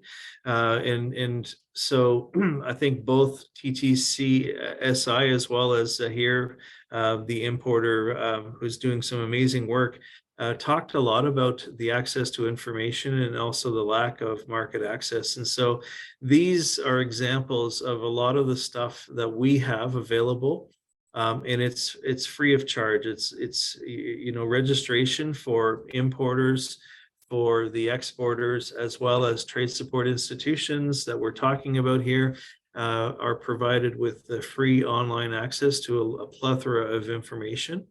And I would say that it's thanks to the support through Global Affairs Canada that we're able to provide all of these online tools to everybody at no charge. And you'll see us a little bit later. I have a slide that helps you so that you can have information on how to gain access to this information. Our services, we break it out into 3 distinct areas. So information, advice, and contact. I won't spend too much time, but information, as has been already said, is key. And so we have a lot. The Guide on Exporting to Canada, I would say, is still to this day the most downloaded resource and document that we have. It contains lots of great information for an SME to begin their exporting journey, right? Step by step, what they should do in terms of building an export plan. But it also provides hyperlinks to important government departments, such as, the Canadian Food Inspection Agency was referred earlier, Canada Border Services Agency, Global Affairs Canada, all of these. And so we like to think that we are kind of this one-stop information hub for those that are looking to export to Canada. On the advice side, we do a lot of information, a lot of work in training, capacity building, and working with trade support institution partners. So it's not just about building the capacity of the trade support institutions, but it's also, making sure that the SMEs are getting access to this information as well. Jake referred earlier to the CARICOM agreement, and that's great. Preferential tariffs is absolutely an important step to helping facilitate trade. The next step for us is where we come in terms of providing technical assistance and helping not only the TSI partners, but the SMEs themselves to better understand how can they take advantage of the tariff treatment? What are the things that they need to know, incorporate that into their export plan? And so that's a lot of the types of work that we do.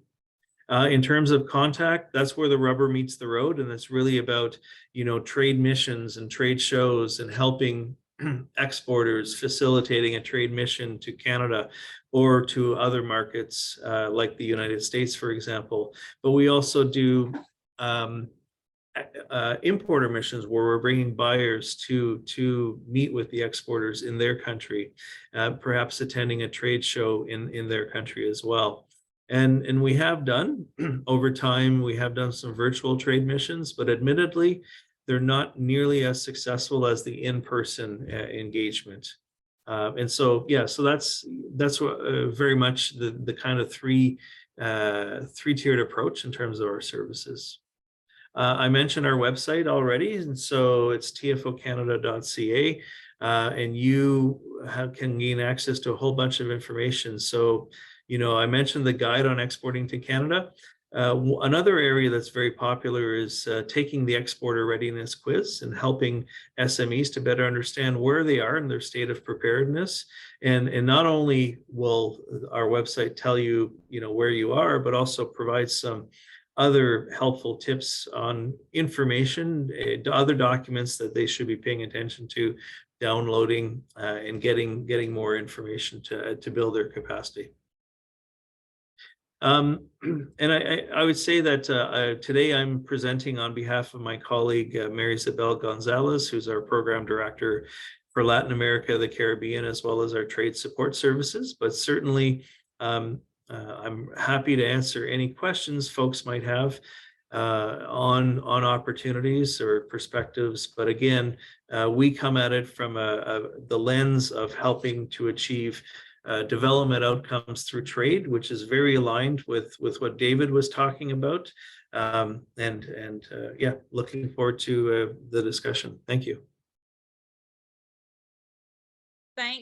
Thank you so much, Mr. Titman. So 4 great presentations, ladies and gentlemen, looking at that export promotion infrastructure that is existing to help facilitate trade between CARICOM and the Caribbean and Canada. And there are several things that I've taken away from this discussion, and the next panels is supposed to start, which I'll be moderating, so I'll exercise a little bit of moderator's privilege here. There are several things that came out of what you gentlemen said that would be useful for us to flesh out a bit further. And one of them is that the information is there. As you could see, as Mr. Titman said, the information is there for persons to access. And maybe what needs to be done, I don't know how closely your organizations work with each other, but maybe there needs to be closer collaboration, maybe more institutionalized collaboration in terms of maybe designing export promotion programs to help Caribbean exporters looking to export to Canada. And that leads me to my question to Dr. Sinanan. So Caribbean Export, I know, does a lot of great work. You guys have some excellent export promotion programs which have helped many MSMEs and including women SMEs in the region. And I was wondering for those persons who might be on the call, and I saw one or two questions asking about in terms of assistance for persons who want to export to Canada or who want to find Canadian businesses with which to do business. What are some of the tools, some of the programs that you have at Caribbean Export to help facilitate those MSMEs? From Carry forward. Yeah, thanks for that question, Alicia. At this point, where we are is persons need to have an understanding of how the market works, what are the ins and outs, the technical barriers to trade, and so on and so forth. I think we covered all of that in our presentations. Caribbean Export has what we call our CE Intelligence Portal. It's an online portal whereby anyone who wants to get information on the Canadian or any other market for that matter can simply log on, input the necessary queries, and they can get access to a wealth of information that can help them make informed export decisions. So that's absolutely very big. That's basic, but I think it's a very powerful tool. But I do agree we need to do more in terms of what is specific to the Canadian market. So Caribbean Export at the moment is trying to identify funding to really work a comprehensive program to work with MSMEs in the region to get them ready for the Canadian market. And that would entail where we're starting from the basics, training on what the market is requiring, making sure that they adhere to the phytosanitary, the technical barriers to trade and so on, that they can overcome those barriers, that they can build scale, and they can have the necessary capacity to export to the Canadian market, because the Canadian market is a very large market, and it's not going to be financially feasible to export 5 boxes of pepper sauce, for example. You have to identify, you have to partner with other producers in the region so that you can have that scale. And lastly, identify and get the necessary business contacts in the Canadian market. So that is a program that Caribbean Export has envisaged and designed, but we're sort of looking for the funding to sort of get it going. So we're hoping over the next few months, we can have something very exciting to launch that was focused on the Canadian market. And I also have to note that at this point in time, we have our Caribbean Investment Forum. It's taking place on October 23rd to the 25th in the Bahamas. And we expect to have over 600 business persons from around the world. We are working right now to identify a contingent of Canadian business persons to actually come to the Bahamas to engage with Caribbean business persons. And I think that's a very important step. We have to get to know one another, and we have to create a platform where we can do business and at least get the discussions going.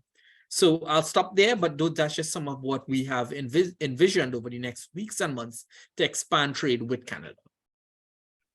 Thank you so much, Dr. Sinanan. So for those of you who had asked about what are some of the programs available, you could see that Caribbean Export does have an existing portal, and they also are looking to create more opportunities to help you guys get into the Canadian market. So my next question would be to my Canadian panelists.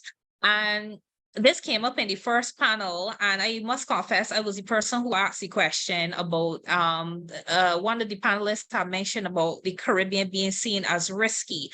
I wanted to find out from you guys, is it that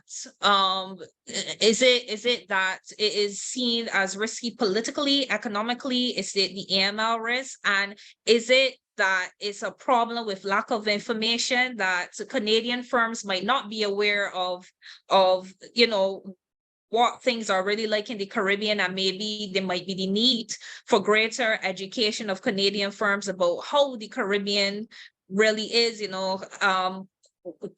I want to get from you guys, do you get the sense from your clients that the Caribbean is a risky place? And is there any way that there could be something done on the Canadian end as well as the Caribbean end to help change that perception? Don't all jump in at once. I know. I was gonna wait for Stephen to feel that one first, and then I was yeah, because I was thinking TFO, trade facilitation, you would be a good person to field that question, Stephen. Oh, sure. Yeah, I was just being polite. Well, first of all, thanks for your question. TFO Canada, as I mentioned, we work to help facilitate trade in developing countries all around the world. And so my first reaction is that obviously the Caribbean, I wouldn't say is any more risky than, you know, last week I was in South Africa as an example, or even, you know, in Asia. I think oftentimes there's a lack of knowledge, and I think a previous presenter talked about 3 markets, and Canada, you know, having 3 major markets of where trade happens, and then after that there's a lot less trade that takes place. And so I think the first step is really to overcome maybe that barrier, is to for Canadian companies to better understand the great products and the great companies that exist in many Caribbean countries. And let's face it, not all Caribbean countries have the same level of risk. I mean, if you compare Haiti to Grenada, these are very different contexts. And so to blanket the entire Caribbean with one brush is probably you know, not the best way to go about it either. I think the other one though that really struck me, and you know, Zahir talked about his experience and his company's experience. More Canadian companies that talk about successes in sourcing products from the Caribbean helps, again, to alleviate concerns from others, because let's face it, if you've seen others that have had success in growing their business and sourcing products, that gives you that level of surety to say, yep, if they were able to do it, and these are the steps they took, then I can do it too. And I would like to just, you know, highlight and underscore the importance of, you know, Dr. Sinanan's organization. You know, more trade promotion, the more that they can do to help promote and to demonstrate the types of companies that exist, that also is very helpful. So I hope that answers your question. It does, Mr. Timpman. Thank you so much. And we have a question here from an audience member, Miss Clarissa Christie, who some of you will be familiar with. Out of the suite of services provided to SMEs, which would you say is the most used service from your respective platforms? So I could start with Dr. Sinanan, and then we'll go over to our Canadian colleagues.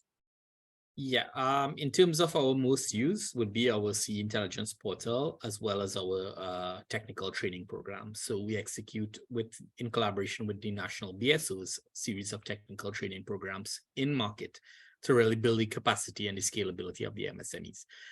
And before this year, our most subscribed to and our most popular program was our grants, our grant funding.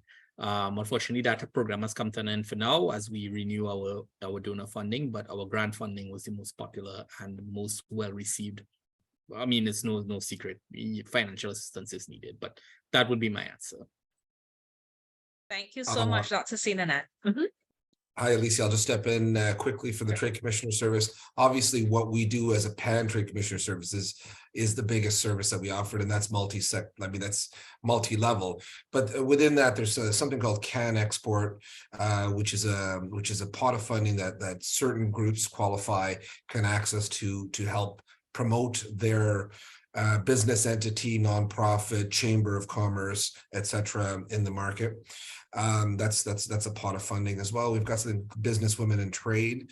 The Canada-Ghana Chamber of Commerce is looking actually to partner with us and bring down a women's specific business delegation down to Guyana, for example. And so we're really excited about that. There's other number of other minor ones, but I'll leave it there right now. Thank you, Lisa. Thank you so much. So with 5 minutes to spare, what I will do is to end the panel here because we have another exciting panel coming up. Please stay tuned.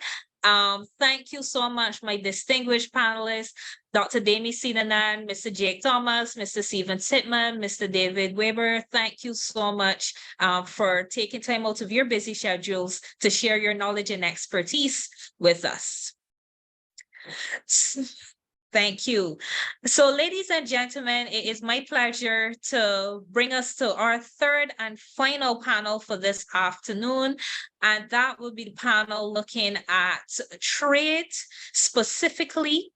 And we're going to have two very distinguished speakers for this panel, but just to mention that we had the private sector perspective in the first panel, we had the BSO perspective, export promotion perspective just now, and here we're going to talk to the trade experts, the people who actually are on the ground in the trenches, who help to negotiate the agreements that bring certainty to the relationship. Now, in the case of Canada, there's not a trade agreement, there's a unilateral preferential trading regime, which Robert is going to get into, Mr. Reddy is going to get into very comprehensively, and that covers goods only.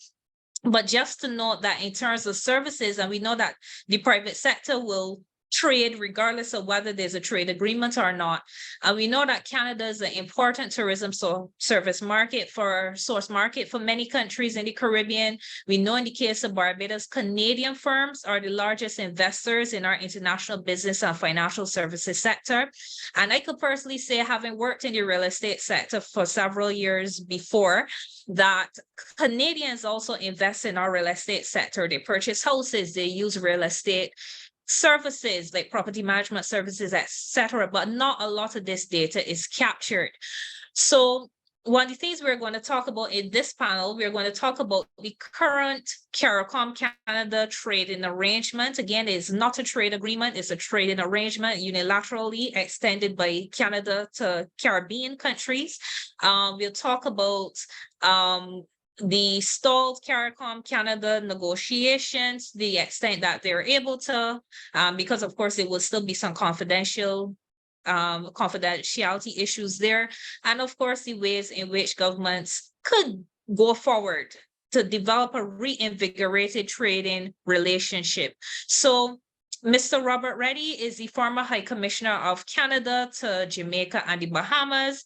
He was very involved in the trade negotiations between CARICOM and Canada, which stalled, as we know, but he could give us that trade negotiator's perspective from the Canadian side. And then we have Dr. Chantal Onanaiwu, who is the Director of External Trade at the CARICOM Secretariat. She's an investment law expert, a trade negotiator. So a really high level panel here. So welcome, Robert and Chantal. Robert, I'll hand over to you. Could you give us from the Canadian perspective an overview of the current trading framework? Sure. Thank you, Alicia, and hello again, everyone. I said at the beginning that, and Alicia has mentioned this, I was High Commissioner to Jamaica and the Bahamas for Canada some time ago. Rather uniquely, they also gave me the responsibility of maintaining my role as chief negotiator for Canada in the FTA negotiations. So I'm in this session, going to talk about the government trade framework, government to government trade framework that exists to support trade between the two sides. Clearly, it's the private sector that does trading and investing. The government agencies that we've just heard about support in many ways that activity, but the trade frameworks can be important as well, and there tends to be a lot of focus on them from time to time. So it's useful to go over this background information, I think. I'm going to talk about three things. I hope I can get through it all. The first would be to describe the current trade agreements that Canada and CARICOM have in place with each other. Second thing, I'll talk briefly about the Canada-CARICOM FTA negotiations. I'm not going to do a full postmortem for the reasons Alicia mentioned, but I'll talk briefly about some of my impressions. And then I've been thinking a little bit about what governments could do in the context of these agreements to help encourage greater trade and investment between Canada and CARICOM. So with that, I'm going to jump right in. A lot of people think or thought, I guess, that after the unsuccessful outcome of the FTA negotiations, that trade is taking place in sort of a rules vacuum between Canada and CARICOM. There are no trade provisions in place. That's not correct. There are several things, and I'd want to flag them. The first is an older agreement. I think it dates back to 1979, but it is called a Trade and Economic Cooperation Agreement between the Government of Canada and the governments of the member states of the Caribbean Common Market. Basically, it's, as the title suggests, a cooperation agreement. There's no hard and fast binding trade commitments in there, but it was designed to foster cooperation in trade. I would emphasize trade in goods. Services wasn't even a consideration back in those days. It provides various mechanisms for consultation, various provisions for CARICOM to identify regional projects for potential support by Canada. This was very much in the context that David Weber would be familiar with. This was part of a broader effort to support CARICOM and Caribbean states from a development perspective. And so there is a bit of development cooperation talked about in this agreement. And finally, inside this agreement, it established a Trade and Economic Cooperation Committee that was supposed to meet annually and go over these various commitments that I've just mentioned.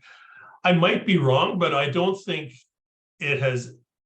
I don't want to say it's never met, but it certainly hasn't met in recent years, to my understanding. It's one of these agreements that kind of was done and then has kind of been put on the back shelf. But it's out there, and it exists between the two sides as a formal international treaty. The second instrument that exists, and it's had a number of references this morning, is CARICOM. That is a tariff preference program agreement that allows for most goods from Caribbean CARICOM countries to enter Canada duty-free, except for some very specific items like textiles, apparel, and footwear. It's a preference program. It's designed to give CARICOM exporters preferential access to the Canadian market. That's the way it started. That's the way it continues. But the problem, and I'm giving you my impression of the CARICOM program at this point. The problem is that it exists in a context that is dynamic.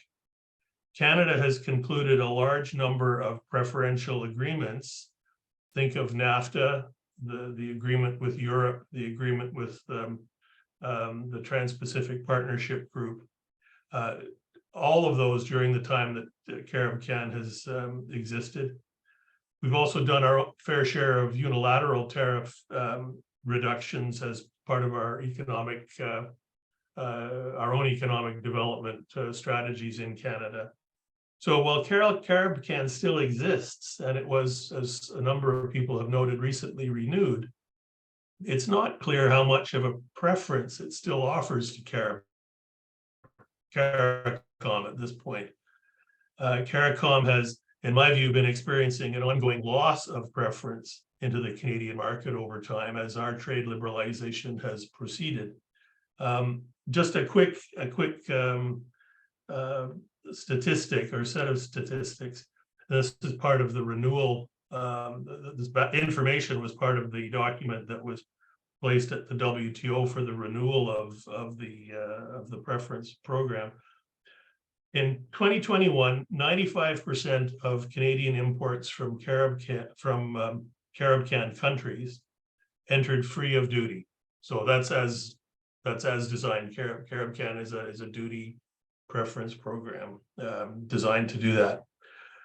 $583 million of that amount that entered Canada entered under Canada's MFN free rate. 3 million under another program called the General Preferential Tariff, and actually only 50 million entered under the Preferential CARICOM program. So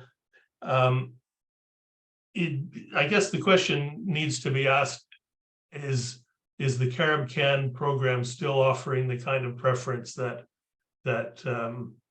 is it still being used for the kind of preference that it was originally designed for? I would also note, just in passing, that of course CARICOM creates a situation where there's duty-free access for CARICOM exports to Canada, but Canadian exporters don't have a preference into the CARICOM market. Again, that's as designed, but it means that there can sometimes be tariff rates that Canadian exporters have to pay that are at times significant. In the context of there not being a vacuum on trade rules in the relationship, I would just note in passing that the most fundamental set of trade rules that exist between the two sides are the agreements in the World Trade Organization. I mean, the basic framework of international trade can be said to exist at the World Trade Organization. CARICOM countries in Canada are members of that organization and have made all kinds of commitments to each other and other members, of course, in the context of the WTO. I guess the only point I would make here is that the liberalization commitments in the context of the WTO tend to be from a number of years ago. It's been a while since the WTO has had a successful negotiating round that has done significant liberalization, and so the commitments that we have to each other through the WTO are a bit out of date and could probably stand to be refreshed at some point in the future. I would also just note in passing that in the WTO, there's been an attempt to move outside of big rounds of negotiation to move forward on more specific agreements. So focused agreements like trade facilitation, agreements on services, domestic regulation, fisheries subsidies agreements, and so on. And that additional work is going on in that context.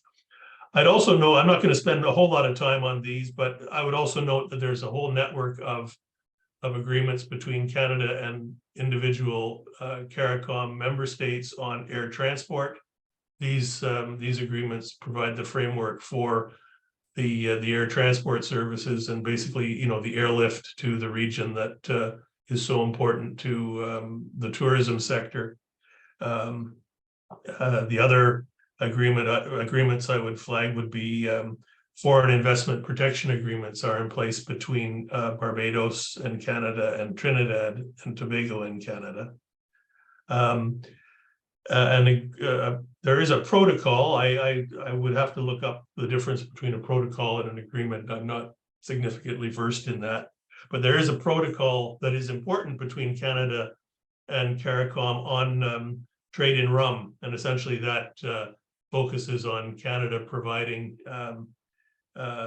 its good offices to work with provincial government authorities towards facilitating the national treatment of rum from CARICOM countries as it relates to listing and the sale and so on of rum in the various provincial liquor boards or other liquor sales organizations in Canada. That is a fairly narrow agreement, but reasonably important for some CARICOM countries.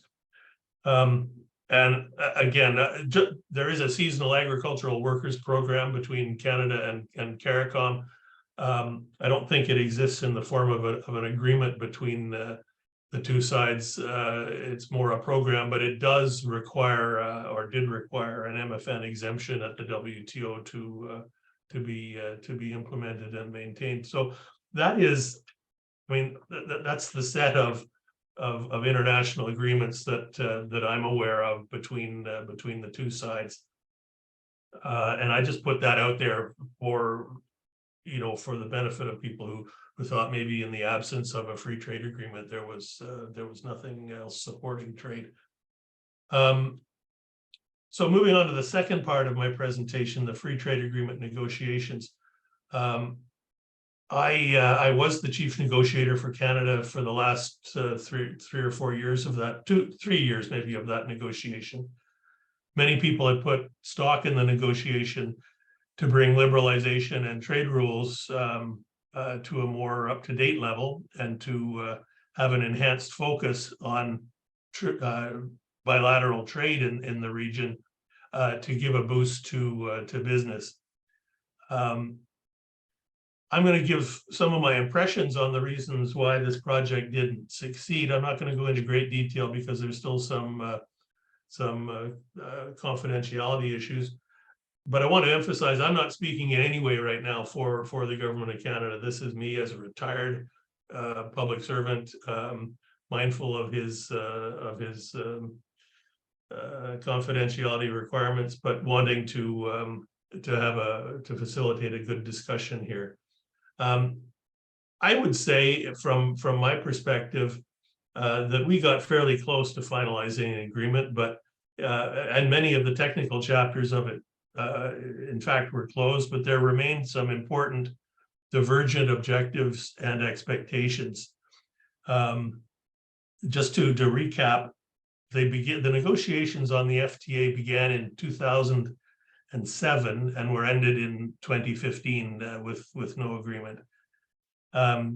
What exists on the Canadian government website at this point is that the termination of negotiations or the suspension of negotiations was due to two things: the length of time the negotiations were taking and the result of the two sides having different objectives. So I'll just maybe reflect on some of that as I go forward. So what were some of the issues? The length of time of the negotiations, I know that was a preoccupation within the government of Canada. I think it's a bit of a red herring, though. These types of agreement do take time. I would suggest the CETA, the agreement with Europe, took 5 years to negotiate. The Trans-Pacific Partnership Agreement took 6 years. I think the frustration felt inside the Canadian government was probably related to the incorrect assumption that we should have been able to do a deal with CARICOM, our good friends, and a relatively small market compared to other countries, that we should have been able to do that faster than we did. I don't think that recognizes fully the nature of a trade negotiation, and I'm not sure that CARICOM was Canada-CARICOM negotiations were so offside in terms of time when compared to others. Certainly, the time period of the negotiation presented difficulties for the negotiating process. I can attest that Canada's eye was on doing those bigger agreements with Europe and with Asia. Ottawa was preoccupied with ensuring resources were going to negotiations that looked like they were going to produce large tangible results. And I think as a result, over time, some level of impatience developed. I think it's also important to note that related to those other negotiations that were ongoing, Canada did not want to make any particularly groundbreaking new moves on certain sensitive topics like investor-state dispute settlement, movement of natural persons, how liquor boards are treated in agreements, and so on. Moves that might have had an impact on negotiating positions with those larger partners. So I think that was one of the constraints that that the Canada CARICOM negotiations probably worked under. I can say that development assistance was an area where there was a fundamental disagreement on the role of development assistance and trade. Canada had launched the negotiations with the announcement of a $600 million development program in 2007, and insisted on a trade agreement being done on its own outside of the context of development programming. The CARICOM view was that, and I think this was partly related to the length of time the negotiation was taking, that new development assistance would be necessary alongside an FTA if one was to be concluded. And that was an issue that we were never really able to resolve. I think without going into a lot of detail, I can say that another issue was that Canada wanted an agreement that was at least as good as what was offered to Europe in the negotiating process, but not just a replication of the agreement with Europe. It had to be an agreement that dealt with some Canadian interests specifically. And that was an area where we weren't actually able to proceed to resolve things. So another factor, and I think this is a very important one, and it's particularly relevant for this conversation we've been having this morning. Unlike those other agreements that I've mentioned that were being negotiated at the time, there was a marked absence on the part of the business sector, from my perspective, on either side, Canada or CARICOM, to the successful conclusion of this negotiation. I think it speaks to perhaps, the preoccupation of exporters with larger markets. I think it speaks to some of the sort of structural things that were lacking in the relationship. There's no Canada CARICOM Chamber of Commerce or no Canada CARICOM Business Association that could take the lead and deliver messages of support to governments that this was an agreement that needed to be concluded. Frankly, and I'm not a politician, I've never been, but politicians want to hear that their constituents support the work they're doing, and that and if they don't hear those messages, and in the face of competing priorities, you tend to be sidelined. And I think that was a real structural problem in our negotiating process.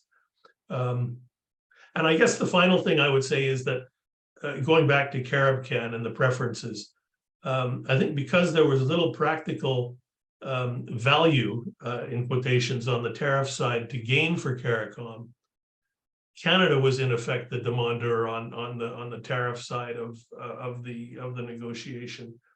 And this is an area where there's usually a lot of give and take in a negotiation, seeking to level the playing field. But with no reason to really push on that front, CARICOM focused demand positions on some other issues. I would maybe call them tactical or technical, particularly near the end. And some of those we were just unable to deal with, maybe in the time we were given, or for more fundamental reasons. But I think that that imbalance in the starting position of the negotiation on particularly on the area of tariffs, a dynamic in the process that was tricky. So that's all I'm going to say on the FTA. I see from Alicia, she would like to maybe get Chantal to pitch in now, but I'll turn it over to you, Alicia. I do have something I want to wrap up in terms of moving what governments might do moving forward, but by all means, let's have an interactive conversation. Sure, thank you so much, Rob. And there's a lot to unpack there. And I'm really looking forward to hearing from Chantal, who's going to tell us, Dr. Ananaiwu, who's going to tell us about the CARICOM side of this this relationship. And who's going to tell us about the CARICOM side of this relationship. Sorry, some technical issues on my end. Over to you, Dr. Ananaiwu.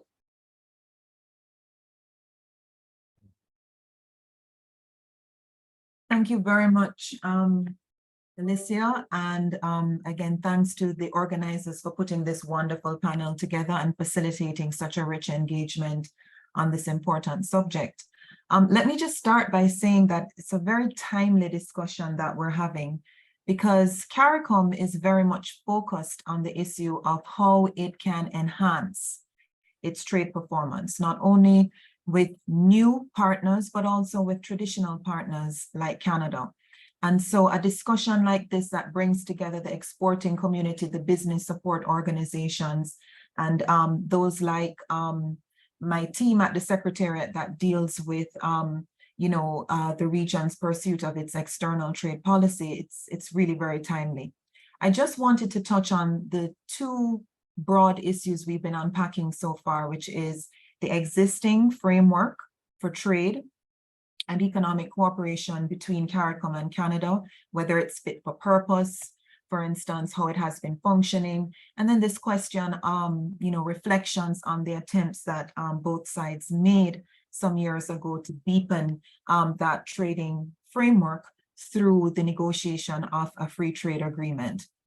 Now, just to reiterate some important messages that have been mentioned before, which is the trading relationship between CARICOM and Canada on both the goods and services side is seeing some decline and in some respects, some stagnation. So that's really what the data is showing. It's showing that where merchandise trade exports from CARICOM to Canada are concerned, that the Canadian market accounts for 4% of total merchandise exports for CARICOM.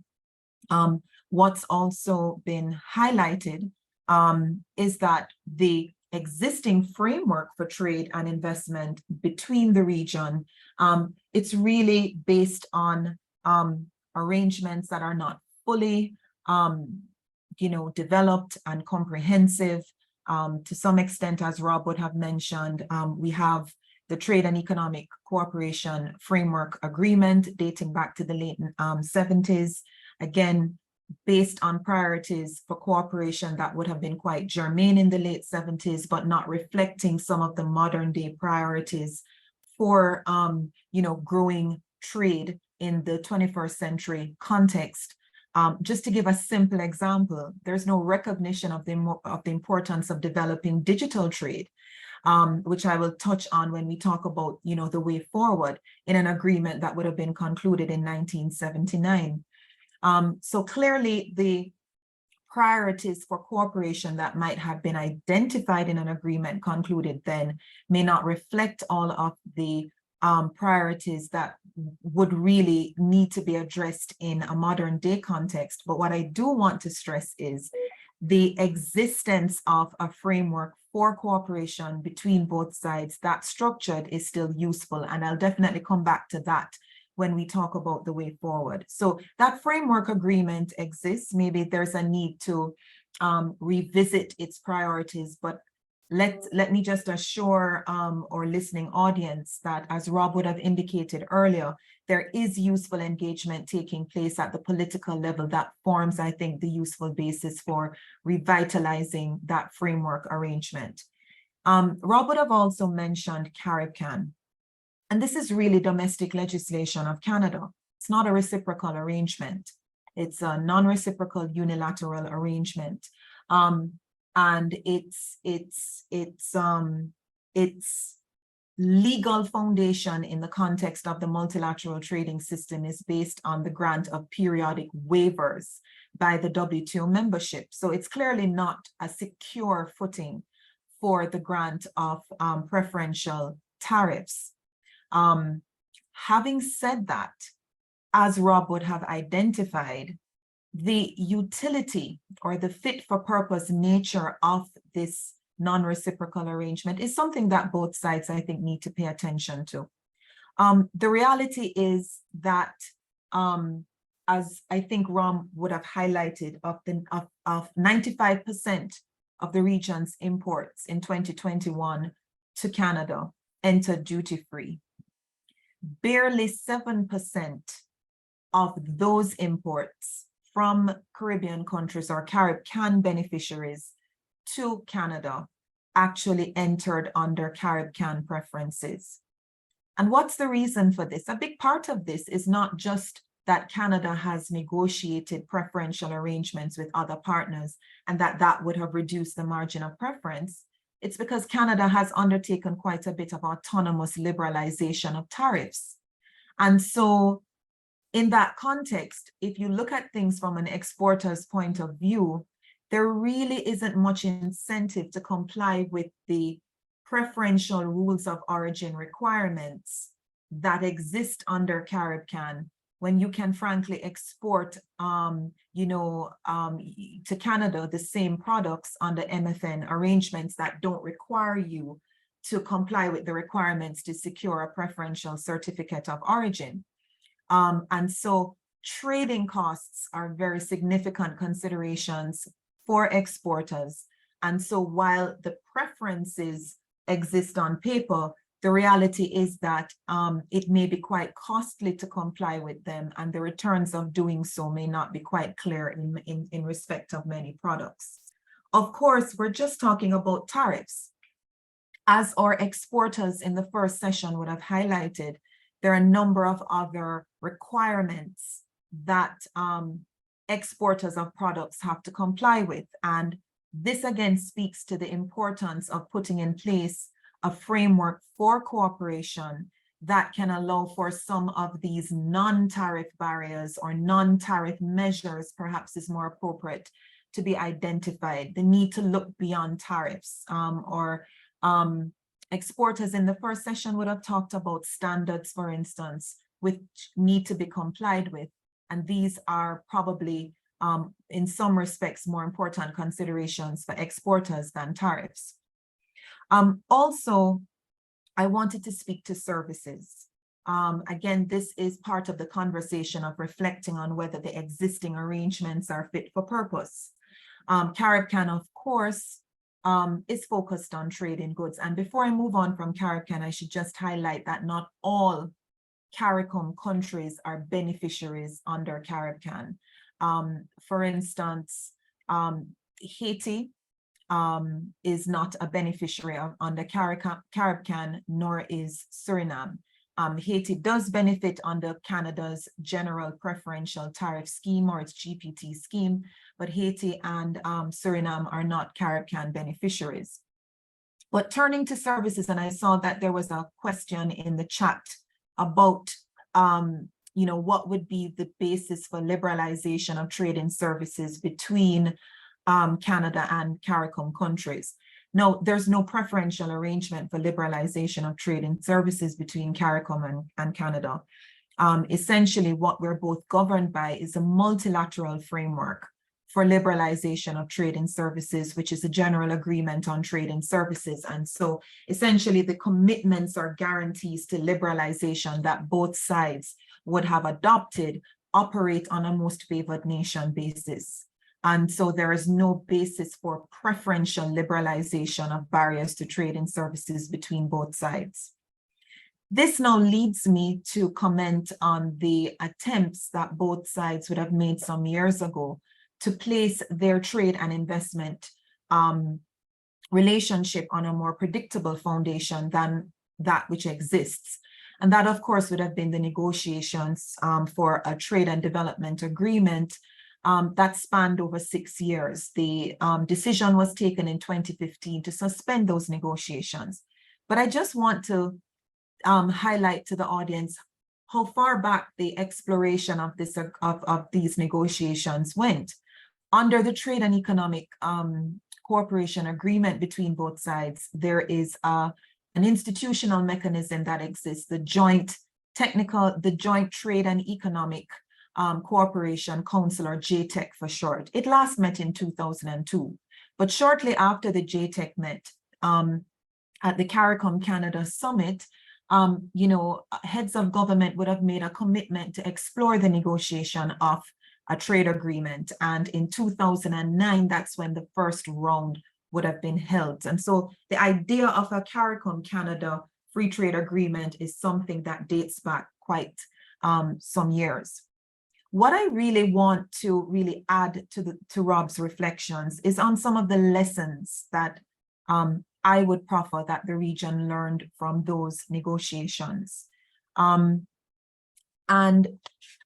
I would want to first pick up on something which Rob said, which is about the extent to which the private sector, the end users of a trade agreement, would have been demanders of certain outcomes. Now, on the CARICOM side, we would have had certain constituencies like the rum industry that would have been very visible, very organized in making clear from the get-go that there were certain guarantees that would be useful in securing more predictable access to the Canadian market. Rob would have mentioned that there is a rum protocol. It's a protocol to the 1979 Trade and Economic Cooperation Agreement that really has like a best endeavor commitment on the part of Canada to accord to rum exported from the Caribbean national treatment with respect to provincial measures that concern, issues like distribution of rum in the market. So what the rum producers would have really been trying to seek, amongst other things, is a firmer commitment as to the treatment of rum exported from the Caribbean to Canada, including at the provincial level. And so we had very strong demands from a constituency like the rum industry. But particularly when you think about services, there was no parallel kind of constituency demanding from outcomes from the negotiation of the trade agreement. There may have been a bunch of reasons for this, including that services sectors in the region at the time may have not been as organized. We have, as we would have seen from our colleague from the TTCSI, probably a lot more organization and from a business support point of view. But what I would say is that we didn't have the same kind of demands necessarily emanating from our services constituency. That, I think, underscores the importance or reiterates the importance of negotiations that frankly have at their heart commitments to liberalize trade. That's really what's at the heart of the negotiation of an FTA, and the level of ambition in terms of liberalization with an FTA is quite significant. The importance of having the private sector drive the demands that both sides make and the outcomes that both sides want to secure. The second lesson that I really wanted to speak to relates to, I think, an important lesson that the region learned about the need to be better equipped. And I speak to better equipped because I'm not suggesting in any way that in previous negotiations we were not equipped at all, but to move further along the continuum in terms of being better equipped in understanding our own regulatory landscape and our own situation in terms of our sensitivities or offensive interests and areas where we may be neutral where it comes to negotiating liberalization commitments. And this led to very specific bodies of work that CARICOM prioritized after these negotiations. And so the community for several years has been seeking to better map the extent to which our member states actually use measures, restrictive measures that are the focus of negotiations to liberalize barriers to trade and services. We've been engaged in this work for some time, and we think that when this work culminates, our member states would be better positioned to make choices about their determined level of, to determine their preferred level of services liberalization.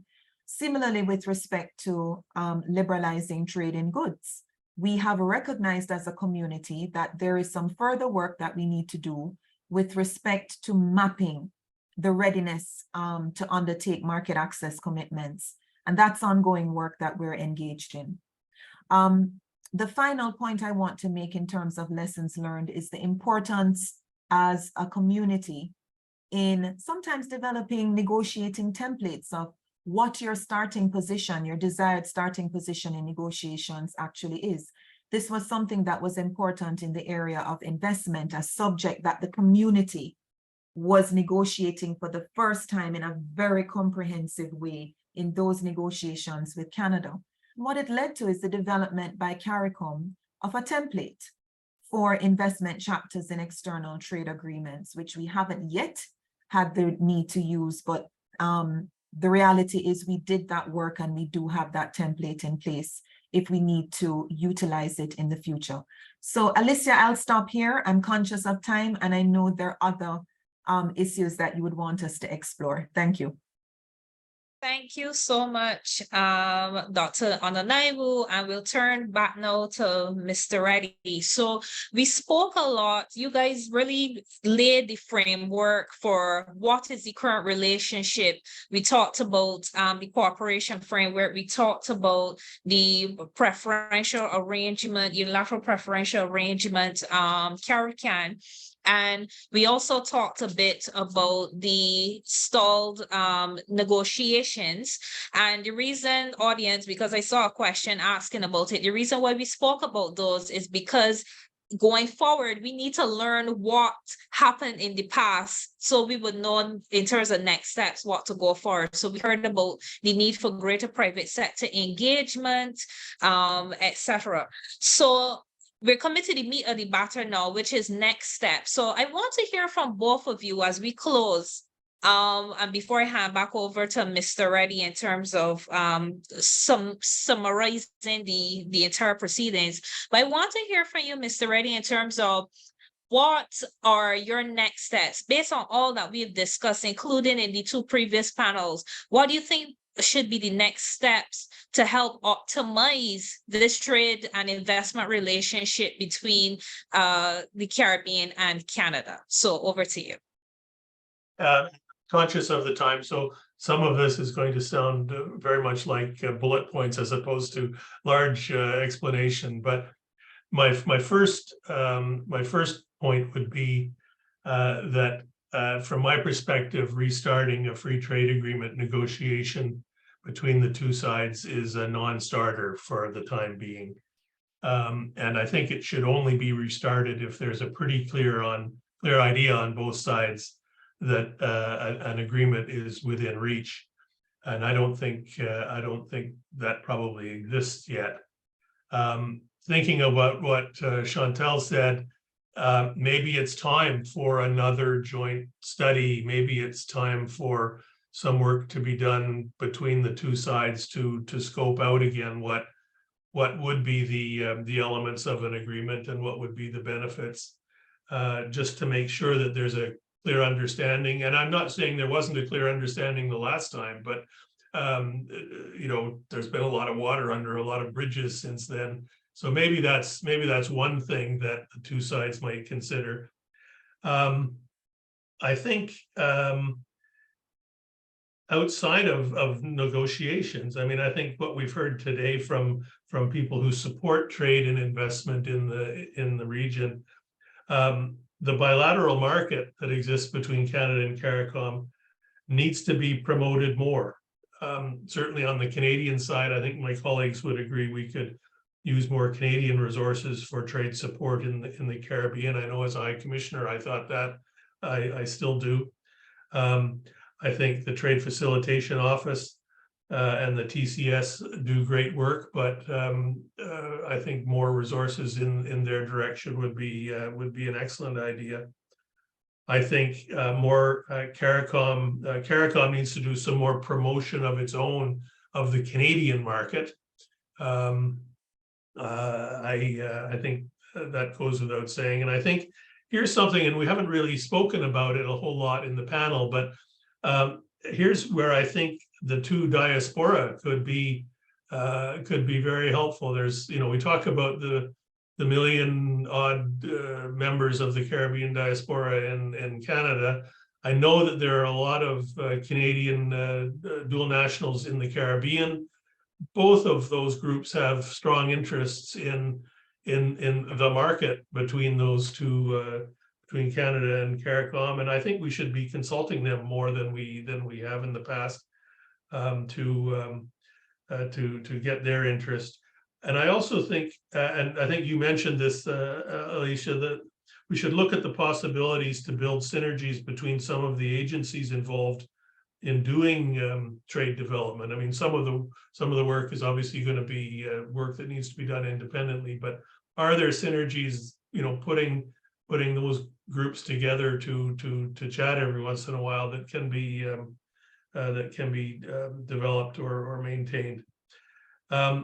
Getting back to something I mentioned earlier, I think both sides should support the creation of a Canada CARICOM joint business association of some sort under the auspices of I don't really know who, but maybe the Chambers of Commerce, maybe groups like the Coalition of Services Industries, and there should be seed funding provided if necessary.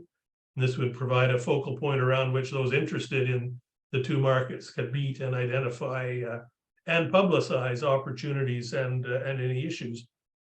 And finally, I think it's time to dust off that agreement of 2000 and whatever it was, update it perhaps to include services and digital trade and other things that Chantel mentioned, and focus on some specific work aimed at enhancing the trade that is done. I think, and I have got some detail here, but I won't go into it. I mean, I think there needs to be more consultation and education of stakeholders on issues through this committee or through a committee like that. I think such a committee could identify ways that Canada and CARICOM could jointly work to ensure WTO and other activities related to trade take into account CARICOM priorities around climate change and environment. I think in the WTO, Canada could be working to encourage CARICOM members to accede to some of those new agreements that I mentioned, services, domestic regulation, fisheries subsidies, the trade facilitation agreement. I think all CARICOM members have indicated an acceptance of, but implementation is going to be key. And can Canada do anything to ensure full implementation of that trade facilitation agreement?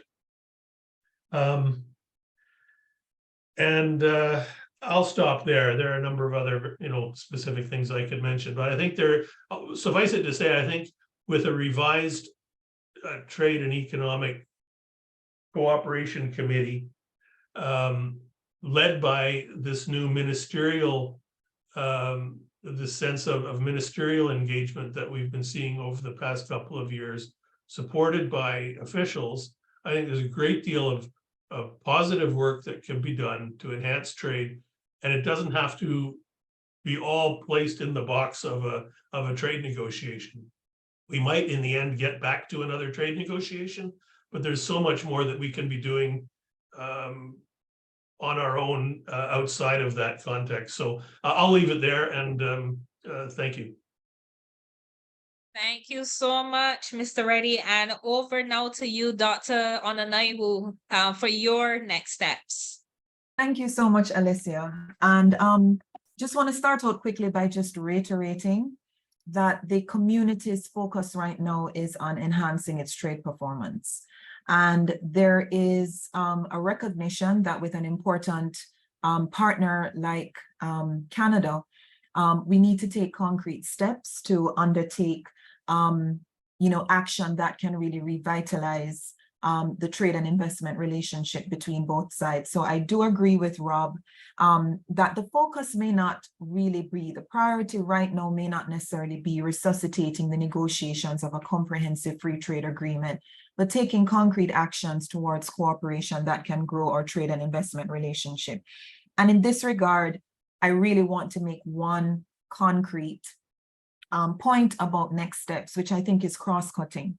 What I think is needed right now, and it's important that there has been a recognition at the political level about it, is we need a structured framework for sustained, not sporadic, sustained dialogue and engagement between both sides. I think the sustained dialogue and engagement needs to occur at least 3 levels, or at least in 3 contexts. First is government to government. And it is important that in the context of the Canada CARICOM foreign ministers dialogue, which is taking place, there is a recognition of the need to institute this structured framework for sustained dialogue and engagement, whether that takes the form of revitalizing the JTEC under the existing cooperation agreement of 1979, or it takes the form of putting something new in place. That can be determined. But the key feature, I think, is structure and structured framework and for sustained dialogue and engagement. What can be the subject matter of this sustained dialogue and engagement? Importantly, in our interface with Canada, CARICOM has highlighted or suggested some priorities already, and I would just quickly highlight what some of those are. I mentioned digital trade already, extremely critical to allowing small operators in the region to overcome constraints of size or lack of scale and distance from markets. Cannot underscore enough the importance of this. We've also highlighted the importance of ongoing cooperation on trade facilitation. The community is embarked on a coordinated approach to implementing trade facilitation reforms, including those that emanate from the commitments our members have made under the WTO Trade Facilitation Agreement. Cooperation with a partner like Canada in this regard is, to me, quite well placed. We've also identified, just to name 2 other priorities, services sector development for the reasons that have been made clear, and also investment facilitation. So government to government structured and sustained dialogue and engagement is important. I think it's critical for regional institutions like Caribbean Export, like the CARICOM Regional Organization for Standards and Quality, CROSQ, or Caribbean Agency for that deals with agriculture, food, health, and safety issues. All of these regional institutions, I think, should also be engaged in sustained dialogue with counterpart institutions in Canada, whether these are at the federal level or at the provincial level, because those kinds of engagements, I think, can lead to many practical forms of cooperation that can address or ameliorate some of the concerns that we heard today that need to be attended to. The third level of structured framework for sustained dialogue and engagement, I would suggest, and this echoes a suggestion that Rob made, is about private sector to private sector engagement. Who the interlocutor is on the CARICOM side could be determined, but let's not forget we have a CARICOM private sector organization, which is an institution, an associate institution of the community. And there is significant basis for determining how, again, this framework for sustained dialogue and engagement at the private sector level can be institutionalized. And so again, I would just reiterate the importance of engaging in cooperation that takes place at multiple levels involving multiple stakeholders. Thank you. Thank you so much, Dr. Ananaiwu. And before I turn back over to Rob for the wrap up of today's session, first, let me thank our two excellent panelists for this third panel, Mr. Robert Reddy, Dr. Chantal Ananaiwu. Thank you for your thoughtful overview of the current trading arrangements, lessons learned from the past negotiations, as some very well-considered and concrete next steps that you both proffered to us today, bearing in mind some of the things that would have come up in the two previous panels on how we could really optimize and catalyze this relationship. So thank you so much as well to our audience. Over to you, Rob, for closing. So very much, Alicia. First off, I want to thank you and Dave for working with me to get this event organized. I think it was a very informative event, and I'm really glad that that so many people were able to participate. I think we had 140 registrations. I think the largest number I saw online at any one time was 80, but that's not bad for a session, particularly a session this dense at times, and particularly a session this long. And I want to really thank panelists, all the panelists, for giving so much of their time and energy today to this activity. I want to thank the audience for hanging in with us. It's a long day and a long session, and I really appreciate the fact that you were all there. Just to summarize, we will be putting together some kind of a written summary of today's activity. Dave and Alicia and I need to discuss that. The intention would be to get that to all of the panelists and to all of the audience. I think I've put in the chat somewhere the contact information for panelists, but we'll probably also add that to this document that we're creating, just so that people have that for their records going forward. Because I think there were some interesting connections that people were seeing that they wanted to take advantage of. I don't think I have anything more to say beyond that, Alicia and Dave, other than just again to reiterate my thanks to all of you. And I hope it was as useful to you as it was to me. Yeah, a special thanks to our panelists. Really, really thank you. Thank you, Dave. I think at that point, It's on the dot. I think we better cancel or better close out the session, and we'll be in touch in the future. But thanks again.